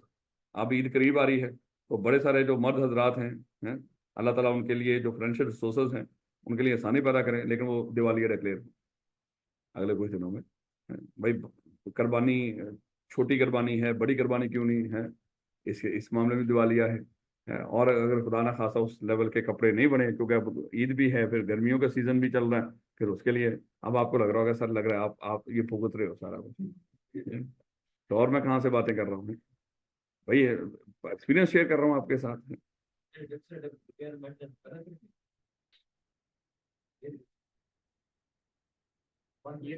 हाँ नहीं, ये तो बाद में डिडक्शन के तौर पे लोगे, जब आपने बोले ना वो रेंट चार्जेबल टैक्स जितना भी था वो टोटल का वन ओवर, ये डिडक्शन के तौर पे, हाँ ये डिडक्शन के तौर पे नीचे लेस करनी है। ये 1 से पहले करनी है, बाद में करनी है। और पुत्र ऊपर पूरा रेंट दिखाना, 2 महीने का नहीं ना दे रहा, 50,000 रेंट था, 1 लाख नहीं मिल रहा, वो नीचे आके उसको लेस करो। ऊपर आपने 50,000 मल्टीप्लाई बाय 12, 6 लाख दिखाना। जो रिपेयर एंड मेंटेनेंस का वो रेंट चार्जेबल टैक्स में पूरा ही नजर आएगा, सिर्फ वो उठा के नीचे क्या करेगा, वो कहेगा 2 लाख, लाख नहीं मिल रहा, उसको नीचे जाकर डिडक्शन के तौर पे क्लेम कर लो, अगर ये सारी रिक्वायरमेंट्स पूरी करते हैं। ऊपर पूरा दिखाना आपने पूरे साल, याद रखो। अगर वो अनलेस के कुछ और बोल ना दे, फिलहाल उसने कुछ नहीं बोला, इसलिए ऊपर रेंट पूरा दिखाना, जितना नहीं मिल रहा और आपको पूरा यकीन हो गया और ये सारी रिक्वायरमेंट्स पूरी कर दी, उसको नीचे डिडक्शन के तौर पे क्लेम कर। दोबारा देखिएगा मेरे बच्चे, ये बच्चे का सवाल जेन्युइन है, इसको जरा देखिएगा। कहता मिस्टर ए ने मिस्टर बी को बिल्डिंग दी है 1 लाख रुपए पर मंथ रेंट के ऊपर मेरे बच्चे, तो 12 महीने का रेंट कितना बनेगा, 12 लाख रुपए। तो जो रेंट चार्जेबल टैक्स होगा मेरे बच्चे, उसमें आना कितना आना है, 12 लाख ही आएगा, उसमें 12 लाख पूरा आएगा। नीचे जो लेस करेंगे हम डिडक्शन, सबसे पहले रिपेयर एंड मेंटेनेंस, वो इसी का 1/5 लेंगे। और लेकिन इनमें से सर वो 12 लाख तो है, आखिरी महीने का रेंट नहीं मिला और वो मिलना भी नहीं, वो हम क्या करेंगे, नीचे फिर डिडक्शन के तौर पे क्या लिखेंगे, इनरिकवरेबल रेंट, वो लिख के लेस क्या कर देंगे, 1 लाख रुपए, ऊपर उससे कोई लेना देना।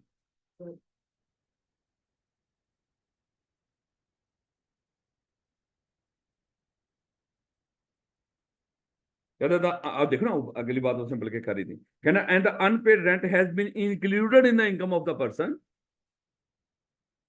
chargeable tax under the head income from property for the tax year in which the rent was due and the tax has been duly paid on such income। यानी कि आपने जो इनरिकवरेबल के तौर पे क्लेम कर रहे हो ना, इसका मतलब ये अगले साल की उस इनकम फ्रॉम प्रॉपर्टी में क्लेम कर रहे होंगे। पिछले साल का जो रेंट था वो आपने पूरा कैलकुलेट करके दिया होगा, अगले साल का जो रेंट था उसमें पिछले साल का आप वो कर रहे होंगे। देखिएगा इसको दोबारा, ये हमारा साल एंड हुआ और आखिरी महीने का रेंट क्या है, इनरिकवरेबल है। इस साल की आपने क्या करना है, इनकम फ्रॉम प्रॉपर्टी इसको ऐड करके ही सारी, मान लो कि जैसे अभी हमने कहा कि 50,000 रुपया पर मंथ है, तो आपने क्या करना है, 12 मल्टीप्लाई 6 लाख रुपए, वो पूरा आपने किया। उसके ऊपर आपने जो भी लेस डिडक्शंस बनती थी वो सारी लेस करने के बाद आपने टैक्स वालों को टैक्स दे दिया। अगले साल अब देखो, वो कहता अभी इसी साल में जिस साल का वो है, डेफिनेटली उसी साल में आपने उसको क्लेम नहीं करना। अब अल्फाज जो उसके हैं, जाहिर बात है यही है, क्योंकि उसने कहा कि ये जो अभी इरिकवरेबल है जिस साल का, आपने वो बीच में रख के उस साल का टैक्स पे कर दिया हो, तभी आपको अगले साल में इरिकवरेबल रेंट के तौर पे अलाउ करेंगे। दोबारा देखिए, जिस साल में कोई रेंट इरिकवरेबल और सारी कंडीशन पूरी होगी, वो उसी साल में क्लेम नहीं होना, वो उससे एक्चुअली कहाँ पे क्लेम होगा, अगले साल में। लेकिन अगले साल में जो भी उसकी इनकम फ्रॉम प्रॉपर्टी बनती होगी, आपने किसी और टेंडर को दे दिया, उसको खाली करवा दिया, आपने किसी और को दे दिया, तो अगले साल में जो भी आपकी इनकम फ्रॉम प्रॉपर्टी बनती होगी उसमें अगर ये सारी कंडीशन पूरी होगी, ये 50,000 उठा के क्या कर दोगे, वहां से लेस कर दो। ये इस तरह होता है एक्चुअली, उसी साल में नहीं। और अगले साल में मेरे बच्चे जब उस साल की आपने पूरी इनकम कैलकुलेट करनी है उसी तरह नॉर्मल, और आखिर पे जाके लेस क्या करोगे, इरिकवरेबल रेंट।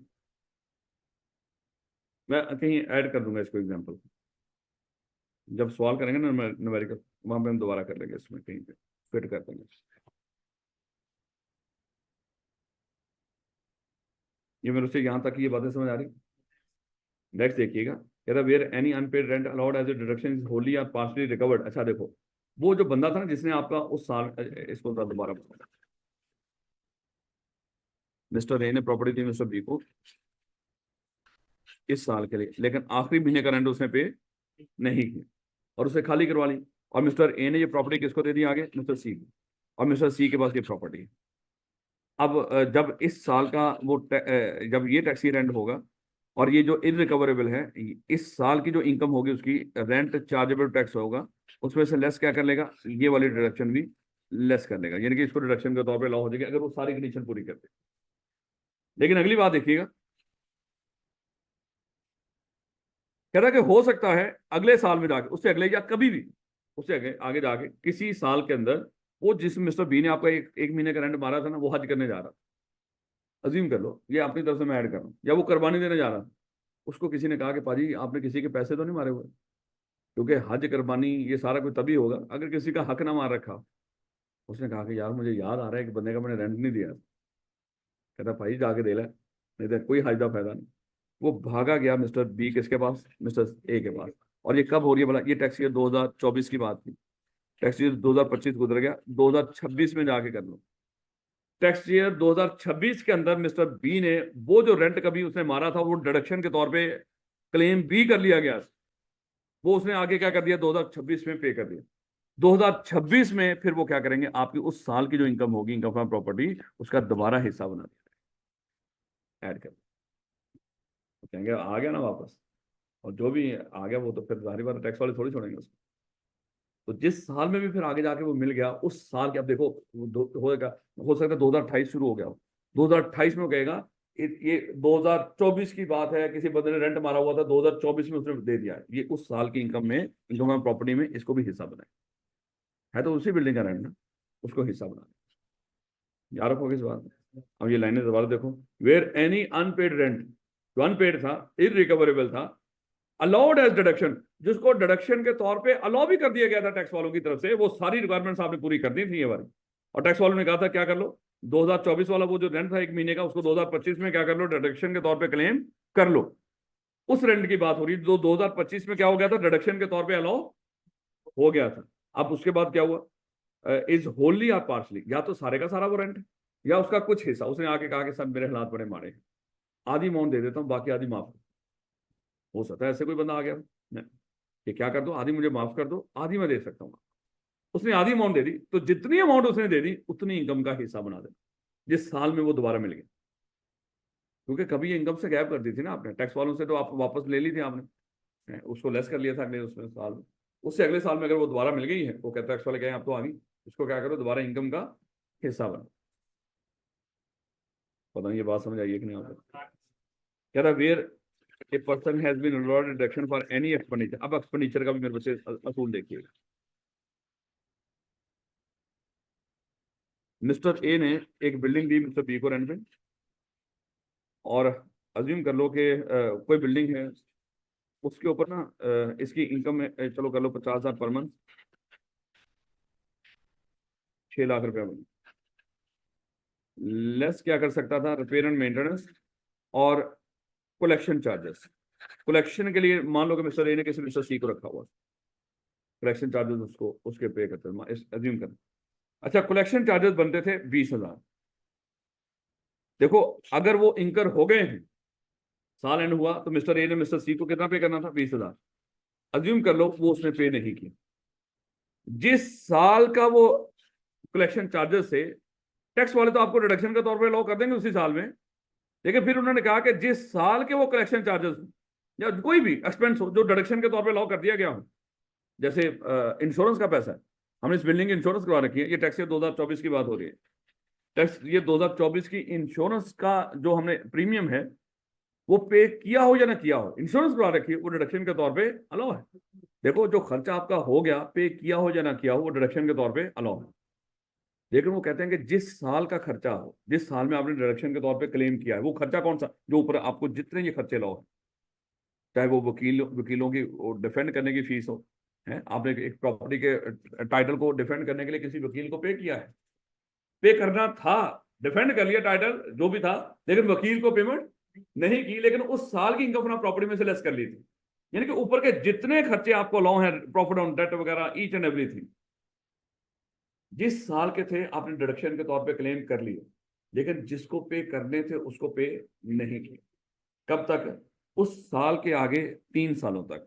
जिस साल का वो खर्चा था उससे आगे 3 सालों तक अगर मेरे बच्चे वो खर्चे आपने पे नहीं थे, ये कलेक्शन चार्जेस बनते थे टैक्स ईयर 2024 के, मेरे बच्चे 2024 के बाद 25 गया, 26 गया, 27 गया, आपने पे नहीं किया, 28 में पकड़ के वो क्या करेंगे, इसको आपकी इनकम का हिस्सा बना देंगे। यार आपकी तो नीयत ही नहीं पे करने की, यानी कि इधर हमसे क्लेम कर ली डिडक्शन और वो तो दे नहीं रहा, ये तो जुल्म है ना।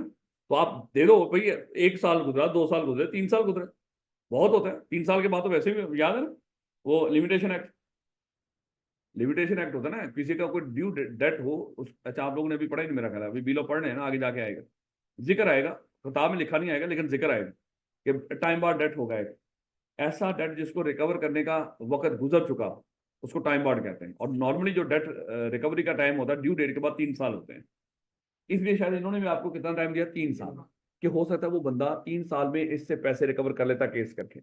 लेकिन अगर इस 3 साल गुजर गए और इसने अभी तक दिए ही नहीं, इसका मतलब अब तो रिकवर करने का ऑप्शन भी खत्म हो गया, तो हम क्या करेंगे, इसका मतलब इसने देने ही नहीं, और उठा के वही खर्चा जो कभी डिडक्शन के तौर पे अलाउ हुआ था 2024 में, 2000, हाँ 2025, 26, 27 के बाद 28 में क्या कर देंगे, इनकम का हिस्सा बना। अच्छा उसके बाद इसकी इसकी गैरेज आ गई, इसने वही खर्चा जाके उसको पे कर दिया, फिर जिस साल में भी वो पे करेगा जिसको हमने दोबारा इनकम में ऐड किया था उसको दोबारा डिडक्शन के तौर पे क्लेम करें। अजीब सी बात है लेकिन क्या करें, वो खर्चा जो इंकर हुआ था लेकिन पे नहीं हुआ उस साल के आगे 3 साल तक, तो चौथे साल में जाके क्या करेंगे, इनकम में ऐड करेंगे।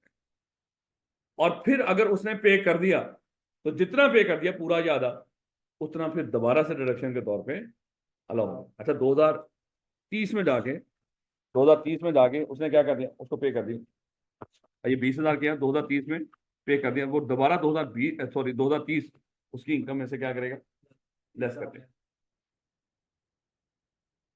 अब ये जरा लेने पड़ेगा।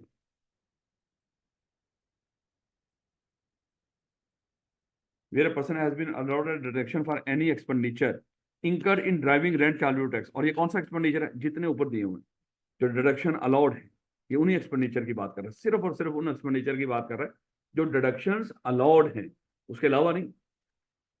Under the heading from property and the person has not paid the liability or part of the liability, या वो सारा खर्चा पे नहीं किया या उसका कुछ हिस्सा पे कर दिया, कुछ हिस्सा पे करने वाला रहता था, to be the deduction relates to within 3 years of the end of the tax year in which the deduction was allowed, the unpaid amount of the liability shall be chargeable tax under the head income from property. Has not paid the liability or part of liability to which the deduction relates within 3 years of the end of the tax year. यानी कि उस tax year जिसका खर्चा था उसके and होने के अगले 3 साल के अंदर, देखो टैक्स ईयर 2024 का खर्चा था, आपने क्या कर लिया, यहां से इसकी इनकम में से इसकी जो भी इनकम फ्रॉम प्रॉपर्टी थी उसमें से क्या कर लिया, लेस कर लिया। लेकिन मेरे बच्चे उस टैक्स ईयर के एंड होने के अगले 3 साल विद इन 3 ईयर, उस टैक्स ईयर के एंड होने के अल्फाज देखिएगा, or a part of the liability to which the deduction relates, उस साल जिससे रिलेटेड वो डिडक्शन रिलेट करती थी within 3 year of the end of the tax year, उस टैक्स ईयर एंड होने के अगले 3 साल के अंदर। यानी कि टैक्स ईयर 2024 का है तो अगले 3 साल कौन से होंगे, टैक्स ईयर 2025, 26 और 27। अगर पे नहीं करता तो shall be charged to tax under the heading of property in the first tax year, हाँ एंड ऑफ द 3, जब 3 साल खत्म होंगे उसके बाद जो भी पहला साल आएगा वो क्या कौन सा आ रहा है यहाँ पे 2028, तो उसमें हम क्या कर देंगे, उसको इनकम का हिस्सा बना। अजीब सी बात है नहीं, अच्छा टैक्स है बड़ा मजे का, यकीन कर लो, लेकिन लॉ की निस्बत ज्यादा मजे का है। आप लोगों को अच्छा लगता है ना खपना, यहाँ पे सही सही खपना, सही बात है कि आप लोगों को शांति दोनों मजे में आ रहा है, हम ये कर रहे हैं, कम से कम यहाँ पे ना थोड़ा सा मगजमारी होती है, पता चल रहा होता है यार ये है क्या, अभी तो सर कुछ कह रहे थे, अभी कुछ कह रहे हैं, अभी और पता नहीं कौन कौन से बयान बदलने हैं कहाँ कहाँ पे जाके। लेकिन परेशान नहीं होना बस खुदा के।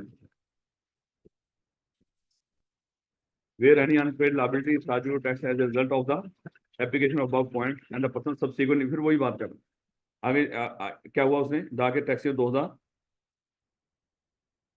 2029 में फिर पे कर दिया उसने, तो हम क्या कर देंगे, डिडक्शन के तौर पे दोबारा अलाउ कर देंगे। यानी कि साल 2024 की लाइबिलिटी डिडक्शन जो अलाउेबल थी लेकिन आपने पे नहीं की, उस साल भी पे नहीं की और उसे अगले 3 सालों में पे नहीं की, तो फिर उससे नेक्स्ट जो ईयर होगा उसकी इनकम का हिस्सा, और उसके बाद जब भी आप जितनी पे कर दोगे दोबारा डिडक्शन के तौर पे, और जब भी आगे कुछ लिखा नहीं हो, याद रखो।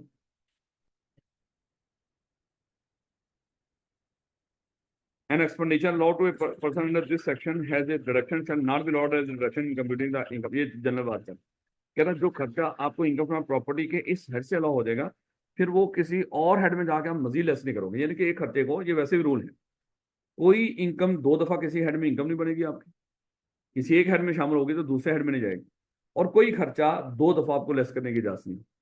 जो खर्चा एक दफा लेस हो गया एक हेड में, वो दूसरे हेड में आप उसको लेस नहीं, आप कहेंगे नहीं नहीं जी देखो मैं बिल्डिंग रेंट पे दे रहा हूँ, मेरा बिजनेस भी है, मैं इनकम फ्रॉम बिजनेस में जाके लेस करूंगा, नहीं नहीं, कहते जो खर्चा इनकम फ्रॉम प्रॉपर्टी में लेस हो गया वो बाकी चारों हेड में जाके कहीं पे लेस नहीं होंगे। जो इनकम किसी एक हेड में इनकम बन गई वो किसी और हेड में इनकम नहीं होगी, यानी कि इनकम भी एक ही दफा ऐड करेंगे और खर्चे भी एक ही दफा लेस करेंगे, ना तो इनकम की डुप्लीकेशन होगी और ना ही खर्चों की डुप्लीकेशन।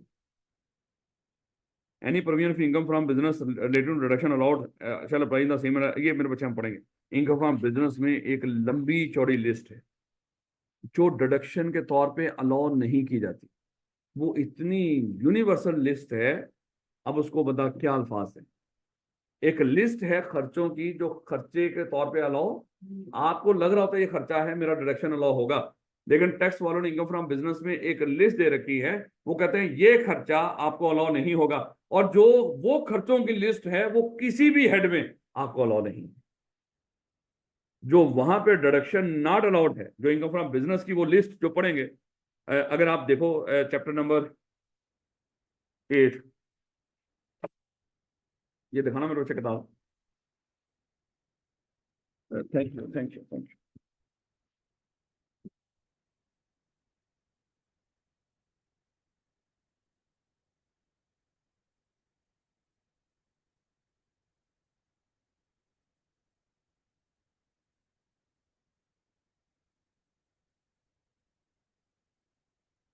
चैप्टर 7, चैप्टर 7 में बच्चे पेज नंबर 105, क्योंकि दोनों इनकम के हैं, चैप्टर 7 और 8 इनकम फ्रॉम बिजनेस के हैं ये दोनों। 105 इन एडमिसिबल डिडक्शंस लिखा हुआ है, इन एडमिसिबल डिडक्शन 2.2, ये एक लंबी चौड़ी लिस्ट देख लो,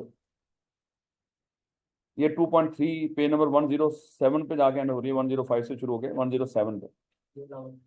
ये खर्चे वो हैं जो आपको यहाँ पे भी इनएडमिसिबल है, यानी कि कर दो ये खर्चे आपको अलाउ नहीं होंगे, ये किसी भी हेड में अगर ये खर्चे आ गए वहां पे भी अलाउ नहीं।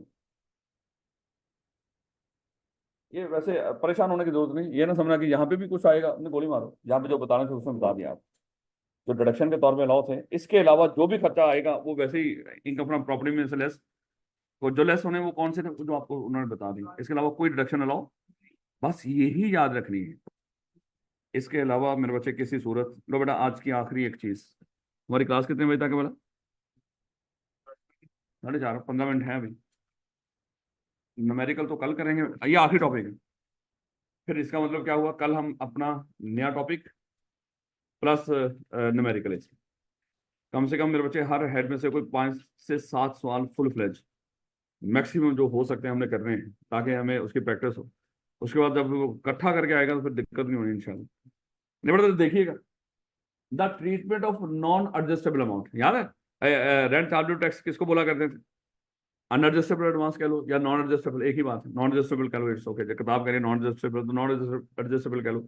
मिस्टर ए ने अगर कोई प्रॉपर्टी मिस्टर बी को रेंट पे दी है, तो मेरे बच्चे मिस्टर ए की कौन कौन सी इनकम इनकम फ्रॉम प्रॉपर्टी होंगी, रेंट, कोई सिक्योरिटी, मोस्टली वो लफ्ज नहीं बोलता, ये पगड़ी सिक्योरिटी पहले हुआ करते थे, अब वो मोस्टली अनएडजस्टेबल एडवांस ही बोल देता है, वो चीजें एक ही है। हमारे दौर में लफ्ज पगड़ी बोला करते हैं, सिक्योरिटी या पगड़ी, पता नहीं ये क्या होती है। पगड़ी है वैसे वही पगड़ी जो हमारे पंजाबियों की होती है, लेकिन ये होती है सिक्योरिटी ही। सिक्योरिटी यही है ना कि मैं 2 नंबरी काम नहीं करूंगा भैया, जो वादे कर रखे हैं वो सारे पूरे करूंगा, तेरा रेंट नहीं मारूंगा और छोड़ के बीच में नहीं जाऊंगा बगैर नोटिस, यही होती है पगड़ी होती है ये।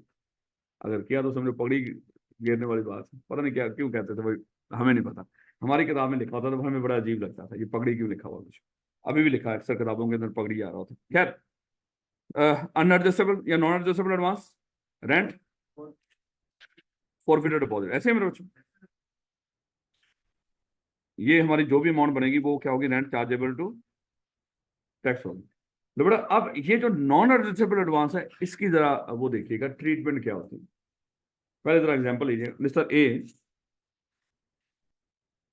ए ने मेरे को एक प्रॉपर्टी दी मिस्टर बी को रेंट पे, और ये मिस्टर ए ने मिस्टर बी को रेंट पे दी है टैक्स ईयर 2024। पहले सादा रखो अभी, टैक्स ईयर 2024 कब शुरू हुआ, 1 जुलाई 2023, और ये कब तक गया, 30 जून 2024। बेटा मिस्टर बी के साथ जो रेंट तय हुआ ना, रेंट तय हुआ है उसका 60,000 पर मंथ, और साथ मिस्टर ए ने मिस्टर बी से एक एडवांस लिया है, और वो बोलेगा एडजस्टेबल है या नॉन एडजस्टेबल है। अगर तो एडजस्टेबल हो बिल्कुल ऐसे उसको इग्नोर करना है जैसे,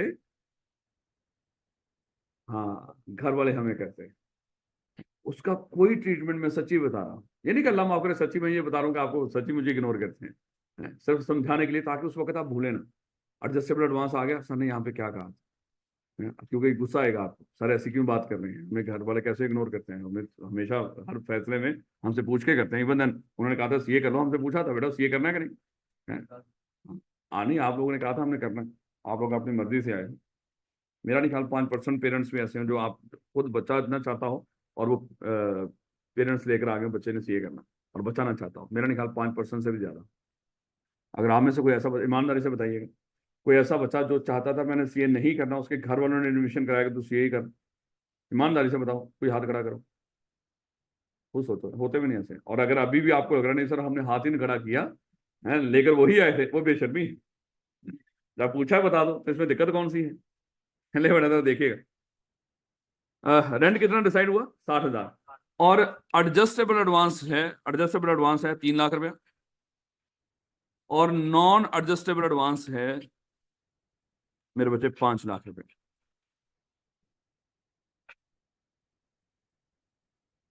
अब इसका इनकम फ्रॉम प्रॉपर्टी क्या बनेगी मिस्टर ए की, टैक्स ईयर 2000 क्या है, टैक्स ईयर 2024, टैक्स ईयर 2024, और टैक्सेबल इनकम किसकी बना, मिस्टर, अच्छा ये तो ऊपर लिखो मिस्टर ए, उसकी टैक्सेबल इनकम, और तो है नहीं उसकी बाकी इनकम तो है नहीं, तो इनकम फ्रॉम प्रॉपर्टी ही है। तो इनकम फ्रॉम प्रॉपर्टी मेरे बच्चे साहब, रेंट क्या है, 60,000 मल्टीप्लाई बाय 12, तो कितना आ गया, 7,20,000, ये आ गया मेरे बच्चे, उसका रेंट आ गया। उसके बाद एडजस्टेबल एडवांस, लाइन लगा है नहीं ना उसकी, नो ट्रीटमेंट, चाहे नीचे आप क्या कर देना उसको कह देना नोट 1, और नीचे जाके लिख देना नोट 1 में no treatment as per income tax ordinance, no treatment for adjustable advance, क्योंकि ये क्या हो जाता है, ये वैसे ही हमारे रेंट में ही एडजस्ट हो जाता है, उसका कोई किसी तरह का मामला नहीं। ये समझो कि रेंट जब वो मिल रहा था उसी में एडजस्ट हो गया, तो समझो रेंट का ही हिस्सा है, वो क्या है हमें उससे कोई लेना देना, याद रखोगे इस बात को। ये बस ये अमाउंट रेंट के अगेंस्ट एडजस्ट हो जाती है, अब वो कैसे होती है हमें कोई नहीं, कोई लेने देना उससे। समझ लो ये रेंट में आ रही है, इसकी इसकी जो भी अमाउंट आ रही हो, तो बेटा मेन क्या है, नॉन एडजस्टेबल एडवांस। अब इसका क्या करना है मेरे बच्चे, आपने इस एडवांस का 1/10 लिया करना है, आपने क्या करना है इसका 1/10 लेना है, और 1/10 कितना निकलेगा, 50,000, ये उसकी इनकम का हिस्सा बना, यानी कि जो नॉन एडजस्टेबल एडवांस होगा उसके 10 हिस्से करोगे, और हर साल एक हिस्सा उसकी इनकम का हिस्सा बना दो, और जब 10 साल गुजर गए, यही टेनेट अगर 11वें साल भी हुआ, उसमें नॉन एडजस्टेबल एडवांस नहीं आएगा। क्योंकि 10 साल में आपने एडजस्ट करना है, 10 साल में एडजस्ट हो चुका हो। और ये नॉन एडजस्टेबल एडवांस क्यों कर रहे हैं हम? नॉन एडजस्टेबल वो है जो आपने उसको वापस करना है, याद रखिएगा। ये वो अमाउंट होती है जो टेनेंट को वापस करनी है। अच्छा, एडजस्टेबल एडवांस, अब चलो ये भी समझ लो, एडजस्टेबल एडवांस आपने वापस नहीं करना होता मेरे बच्चे। ये आपको दे दिया, ये आपका ही है, और वो किस में एडजस्ट होता जा रहा है? रेंट में। नॉन एडजस्टेबल एडवांस आप क्या करोगे? ये मेरे बच्चे आखिर पे जाके जब वो बंदा छोड़ के जाएगा, ये वापस करनी है सिक्योरिटी। सिक्योरिटी समझो इसको, ये क्या करनी है आपने? उसको वापस करनी है। लेकिन सर फिर हम उसको रेंट का हिस्सा क्यों बना रहे हैं? भाई आपको फायदा तो है ना। आज इतनी अमाउंट अगर आप जाके किसी बैंक से लो, है, बैंक क्या करेगा? आपको इंटरेस्ट चार्ज करेगा। और ये फायदा आपको क्यों मिल रहा है? आपने कोई सूद पे पैसे थोड़ी लिए, लेकिन मिले तो है ना उस बिल्डिंग से रिलेटेड। चाहे आपने वापस नहीं, आपने वापस करने हैं, लेकिन जब तक वापस नहीं कर रहे तो फिर तो आप क्या करें? अच्छा, जिस साल में ये आपको नॉन एडजस्टेबल एडवांस मिलेगा, उस साल में उसका 1/10 ऐड करना है। और जिस साल में आप उसको वापस करोगे, उस साल में उसका कुछ ऐड नहीं करना।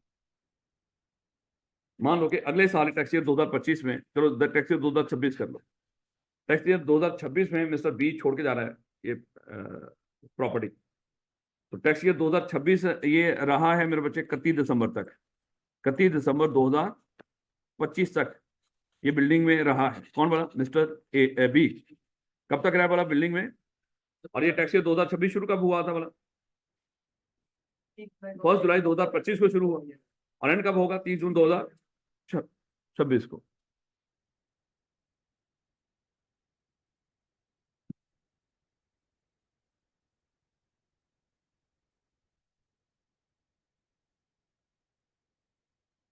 तो जिस साल में वो छोड़ के जाएगा टेनेंट, उस साल में ये नॉन एडजस्टेबल एडवांस उसने क्या कर देना?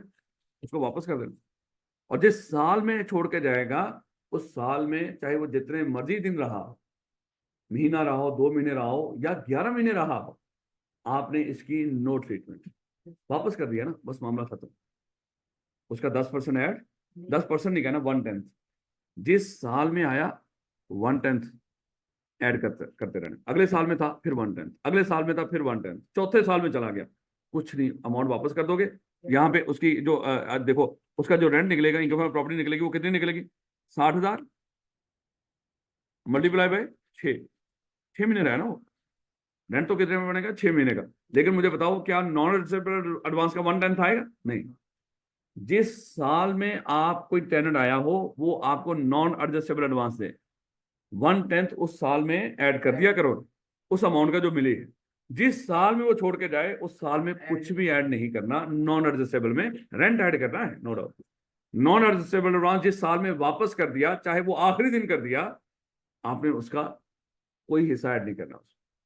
लेकिन दिक्कत पता क्या है? अब दिक्कत की तरफ आए। अब वो तरह देखिएगा, मिस्टर ए ने मेरे से बिल्डिंग रेंट पे दे दी मिस्टर बी को, और ये था टैक्स ईयर 2024, 60,000 पर मंथ के ऊपर।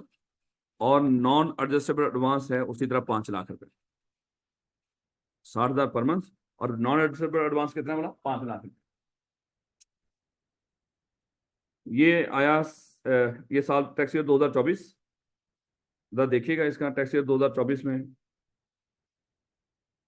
कितनी बनेगी इनकम फ्रॉम प्रॉपर्टी? बाकी सारा आपको पता है। 60,000 मल्टीप्लाई 12, 7,20,000। और इसमें नॉन एडजस्टेबल एडवांस 5 लाख, 1/10 दिखाना है उसको। ये अच्छा, ये चीजें दिखानी है वहां पे। ये ना हो कि सीधा सीधा आप क्या कर रहे हो, नॉन एडजस्टेबल एडवांस लेके यहाँ पे कितना ला के रखते हैं? 50,000। और उसको ये ना बताओ कहाँ से है, या तो वर्किंग कर दो उसकी, नोट 1 या वर्किंग 1, वर्किंग में जाके करके दिखा दो। नहीं तो बेहतर यही है, बस ये जगह मेरे बच्चे, ये प्रेजेंटेशन ऐसी होती है, यहीं पे आपने उसको दिखाया करना। अच्छा, साल टैक्स ईयर 2000 इसकी कितनी बनेगी बोला? 7,70,000, ऐसे मेरे बच्चे। लो बेटा, ये उसकी निकला ही taxable income for tax year 2024। अच्छा, टैक्स ईयर 2028,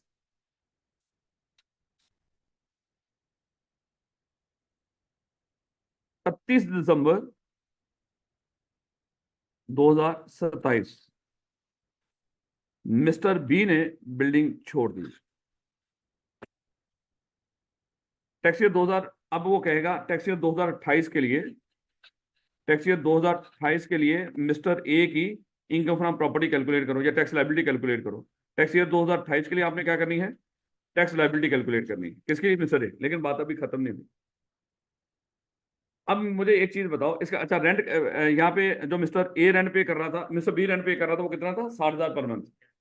अज्यूम कर लो वही था उसका, और कुछ ये नहीं कि 10% बढ़ाते जाना आपने। अगर कुछ नहीं बताया उसने, वही रेंट है उसका।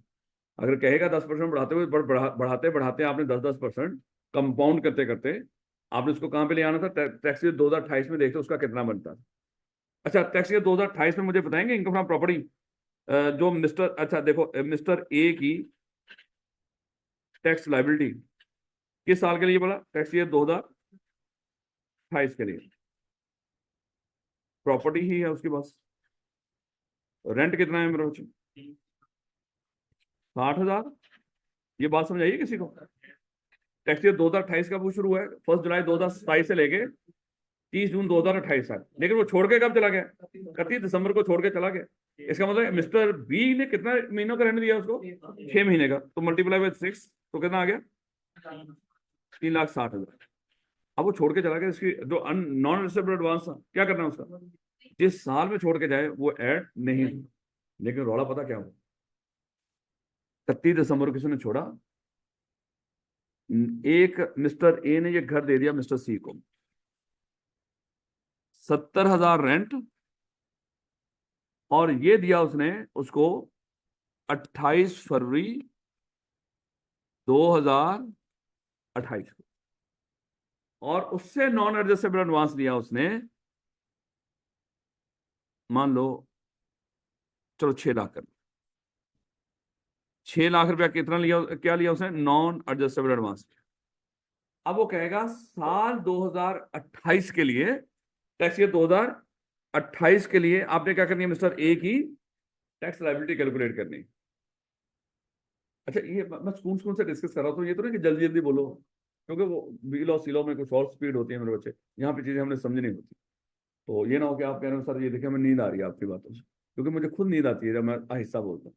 लेकिन मजबूरी है मेरे बच्चों। अब देखिएगा रेंट, रेंट मिस्टर ए से, रेंट ए से वो कितना था बोला, 60। अब रेंट एक और भी है, रेंट बी से भी आ रहा है, कितना बोला, 70,000 पर मंथ।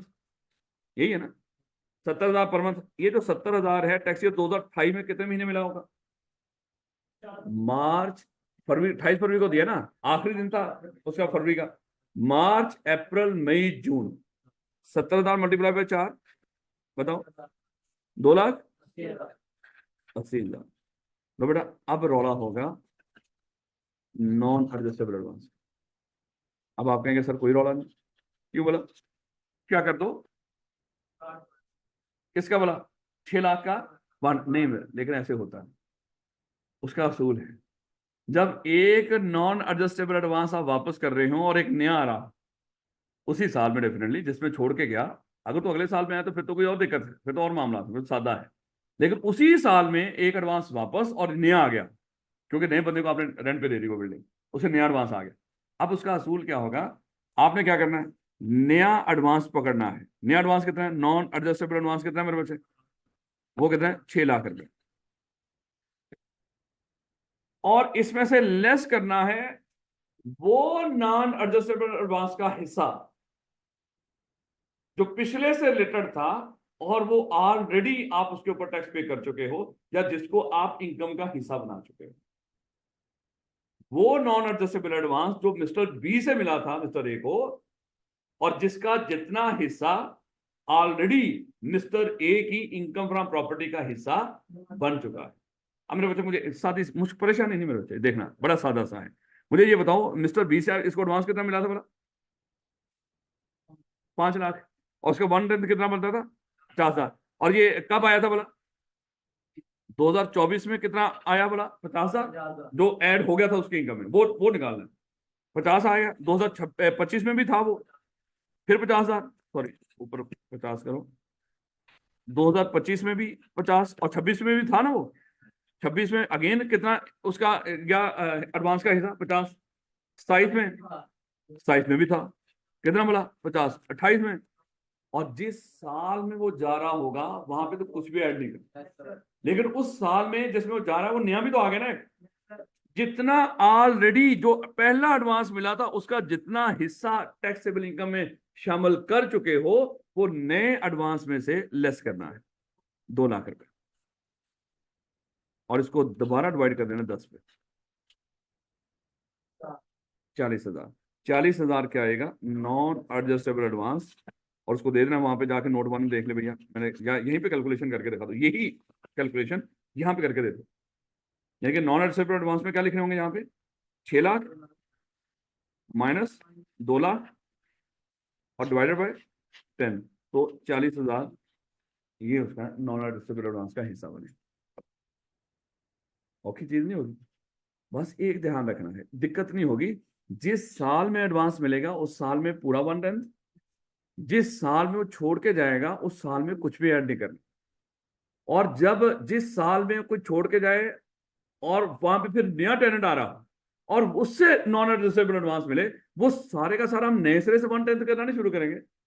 जो नए टेनेंट से मिल रहा है आपको उसमें से लेस करोगे पिछले एडवांस का वो हिस्सा जो ऑलरेडी हम अपनी इनकम का हिस्सा बना चुके हैं, इनकम फ्रॉम प्रॉपर्टी का। नॉन एडजस्टेबल एडवांस का वो हिस्सा जो ऑलरेडी हम क्या कर चुके थे अपनी इनकम का पिछले सालों में बनाते आए, जितने साल रहे होंगे वो आपने कैलकुलेट करना है। इस तरह वो देखेगा, वो बताएगा कि वो पिछला टेनेंट किस साल में आया और किस साल में छोड़ के जा रहा है। जितने साल छोड़ के जा रहा होगा उनके उन सालों में हमें टैक्स अमाउंट का कोई लेना देना नहीं, आपने हर साल के 1 साल की टैक्स आपके अमाउंट कैलकुलेट करवाएगा। उस साल हो सकता है आखिरी महीने में आया वो नया टेनेंट, लेकिन आखिरी महीने भी आया। अच्छा यही मिस्टर सी कब आया, मान लो कि ये मेरे बच्चे हमने कहा था यहाँ पे कब बोला 28 फरवरी, वो 28 फरवरी के बजाय वो 1 जून को आया, और एडवांस कितना आया उसकी तरफ से 6 लाख, 1 जून को आया। मेरे बच्चे मुझे बताएं यहाँ पे उसका जो रेंट 17,000 था 1 महीने का, ये इससे तो 17,000 आएगा यहाँ पे, और साथ क्या आ जाएगा ये एडवांस आ जाएगा, क्योंकि एडवांस तो यही रहना। ऐसे है मेरे बच्चे, देख लेना, ये कल हम सवाल करेंगे इसके, बस इसको आज रीड करते हैं और उसके बाद निकलते हैं आज इंशाल्लाह। 3 मिनट ऊपर हो गए, बस इसको रीड कीजिएगा। Treatment of non adjustable advance, ये सारी बातें मेरे बच्चों याद रखनी है।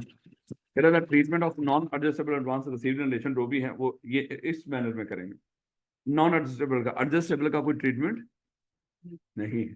कहता where the owner of a building, अच्छा बिल्डिंग रिसीव एन एडवांस, अच्छा अगेन मेरे बच्चे यहाँ पे वो लैंड की बात नहीं करते, तो फिर हम किसको देखेंगे बिल्डिंग।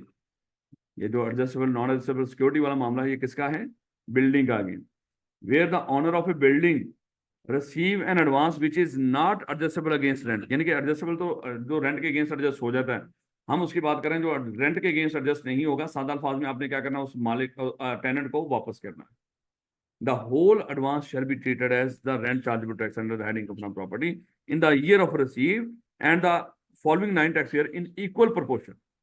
यानी कि वो सारे का सारा आपने क्या करना है बस 10 हिस्सों में डिवाइड करना है, और वो सारी की सारी अमाउंट को आपने रेंट चार्जेबल टैक्स का हिस्सा बनाना। अगर वो बंदा देखो जिससे आपको 5 लाख रुपए एडवांस मिला था नॉन एडजस्टेबल, आपने उसको कितने पे डिवाइड किया था 10 पे, 10 हिस्सों में 10 सालों में आप कितना कितना ऐड करते जा रहे थे 50,000, तो 10 साल बाद वो टोटल अमाउंट कितनी बननी थी 5 लाख। यानी कि पूरे का पूरा टैक्सेबल रेंट चार्जेबल टैक्स का हिस्सा बनाना आपने पूरी की पूरी अमाउंट, लेकिन सारी इकट्ठी नहीं एक ही साल में नहीं बना देनी, 10 हिस्सों में डिवाइड कर। कहता in equal proportion 1/10 of such non adjustable unadjustable, कह लो जो कहीं पे नॉन के लिख देता कहीं पर बकवास ही है ना बेशरम इंसान, जो मर्जी लिख देना मेरे बच्चे आप, कोई दिक्कत नहीं, नॉन लिख देना चाहे अनएडजस्टेबल लिख देना। Shall be included in the income of the taxpayer and the head under the head income from property commencing from the tax year in which the advance is received। जिस साल में भी एडवांस रिसीव हो गया उसी साल में आपने 1/10 उसकी इनकम का हिस्सा बनाना शुरू कर देना, और ये कब तक 10 सालों तक, जब तक वो पूरी एडवांस की अमाउंट आपकी इनकम चार्जेबल टैक्स का हिस्सा नहीं बन जाती। नो ट्रीटमेंट इज रिक्वायर्ड, आगे उसने बता दी in case of adjustable advance against rent because the same, वो उसने बता दिया एडजस्टेबल एडवांस का कोई ट्रीटमेंट नहीं होता। अगली, if advance is refunded in any year before the expiry of 10 साल, such advance shall not be included in the income from the tax year in which it is refunded or thereafter। यानी कि जिस साल में वापस करोगे advance उस साल में आपने इनकम चार्जेबल टैक्स का कुछ भी हिस्सा नहीं बना, उसको चाहे आखिरी महीने में जाके याद रखोगे, उसमें उसका 1/10 ऐड नहीं करोगे। After vacancy, if the property is let out again against another non adjustable advance, क्या करना था बोला इसका, एक गया उसकी जगह पे नया आ गया और उससे फिर एक एडवांस रिसीव हो गया नॉन एडजस्टेबल, तो फिर क्या करना है, जो नया रिसीव हुआ है उसमें से लेस कर दोगे पिछले एडवांस का वो हिस्सा जो अभी तक हम अपनी इनकम चार्जेबल टैक्स का या रेंट चार्जेबल टैक्स का हिस्सा बना चुके हैं, और डिवाइडेड बाय 10, फिर आगे 10 साल तक वो मामला चलेगा। याद रखो। और क्या कहना है, after vacancy if the property is let out again against another adjustable advance, new advance less portion of previous advance already charge to tax, यानी कि पिछले एडवांस का वो हिस्सा जो ऑलरेडी आप टैक्स का हिस्सा, यानी कि अपनी टैक्सेबल इनकम का हिस्सा बना चुके हैं। पांच पूरा उठा के तो नहीं किया था, 50,000 करके किया था ना, तो उसकी बात कर रहे हैं। Shall be chargeable in equal 10 जो भी होंगे tax year commencing from the year in which the advances receive from the succeeding tenure, यानी कि जब अगले टेनर से आपको एडवांस नया रिसीव हो गया, जैसे अभी हमने कहा था कितना रिसीव हुआ 6 लाख, तो 6 लाख जो रिसीव हुआ था उसमें से लेस हमने क्या कर दिया था, वो पिछले टेनेंट का वो हिस्सा जो ऑलरेडी इनकम का हिस्सा बना चुके थे वो लेस करके अगेन 10 पे डिवाइड करके 40,000 आया था, अब वो 10 साल तक ये चलता है। कर लिया, फिर 11वें साल आप कुछ नहीं ऐड करेंगे।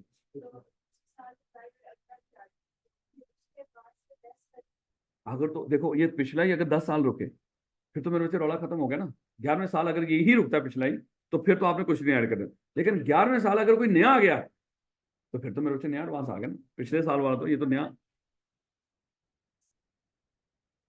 नहीं, वो तब करना है जब 10 साल के दौरान है। तो यार तरीका का तो यही है जो उसने बताया, जिस साल भी पिछला भी चल रहा हो वो सारा एडजस्ट ना हुआ हो, और चाहे वो आखिरी साल ये हो और नया आ गया हो, आपने देखो पिछले का लेस भी तो कितना करना है, 9 महीनों 9 सालों का, वो लेस भी तो हो जाएगा ना, पीछे रह ही कितना जाएगा जो नया एडवांस आया होगा। देखो अभी 6 लाख आया था, और अगर हम क्या करते वो 9 साल बाद जाता, 10वें साल जाता, वो आखिरी साल जा रहा था, तो आपने लेस कितना करना था इसमें से, 4,50,000। पीछे ड्राइव तो 1.5 लाख जाना था, वो आगे 10 साल में थोड़ा थोड़ा करके वो एडजस्ट होता जाता, लेकिन करना ऐसे ही, असूल यही है मेरा।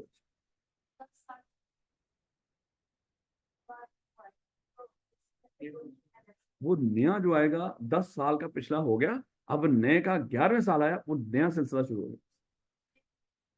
हाँ फिर वो बिल्कुल नए का, हाँ बिल्कुल वो नए का, वो पिछला नहीं करना, वो ऑलरेडी एडजस्ट हो चुका है, अब वो उसका कोई हिस्सा रह ही नहीं गया, वो नहीं करना। बिल्कुल आप सही कह रहे हो मेरे कुछ, 11वें साल में अगर कोई नया आया तो फिर वो नए का 10, पिछला पूरा का पूरा एडजस्ट हो चुका था पहले। तो बेटा इसके इंशाल्लाह कल हम सवाल करेंगे, ये कुछ किताब के हैं, कुछ एक दो पास पेपर से हैं, तो इंशाल्लाह फिर हम नेक्स्ट चैप्टर शुरू करेंगे। अब वो मैं सोचूंगा जाके कि आसान पहले कर लें, क्योंकि 3 दिन है, 3 दिन में देखेंगे कोई और हेड हो सकता है, वो हो सकता है वैसे, लेकिन उसके सवाल नहीं हो सकेंगे। वो है हमारा कैपिटल गेन, वो भी आसान है, इतना मुश्किल नहीं है, लेकिन मैं कहता हूँ जब ईद के बाद आप फ्रेश होके आएंगे ना, अल्लाह करे कि आप ईद के बाद फ्रेश होके आए, ये भी तो दिक्कत है ना, जब खाएं पिएंगे हैं, वो कहते हैं ना कि जब पेट भरा हो तो उसका असर दिमाग तक भी जाए, फिर आप डिसीजन लोगे ऐसे वैसे, यार गोली मारो, बीलो सीलो ही काफी है, टेक्स्ट में पर मैं वो पहले एक पढ़ गया वो भी भूल गया। तो शायद अगले जो 3 दिन हैं, ट्यूसडे वेडनेसडे थर्सडे, हम चैप्टर नंबर 1 और 3, जो शुरू से 5 से 10 नंबर आने हैं हमारे, 5 से 8 नंबर एटलीस्ट, वो हम वो चैप्टर करें। तो शायद अगले दिनों में, अगले 2-3 दिनों में हम चैप्टर 1 और 3, चैप्टर 2 में से इतना आता नहीं, लेकिन करना तो वो भी, तो कोशिश करेंगे 1 और 3 अगले इसमें हो जाए। वो थ्योरी है, लेकिन मेरे बच्चे उसके लिए समझना पड़ेगा उसको, ये ना समझेगा कि अगर आपको आती है सो गए, लेकिन अभी मैं डिसाइड नहीं किया, ये मैं रात सोचूंगा कि करना क्या है। ये ना हो कि आप डिसाइड कर चुके हो और आगे आप कहेंगे आप जाने की जरूरत ही कौन, वो थ्योरी वाला पोर्शन हम कर लेंगे, सुन लीजिएगा मेरे बच्चे, काम आ जाएगी बात। क्या कह रहे हो?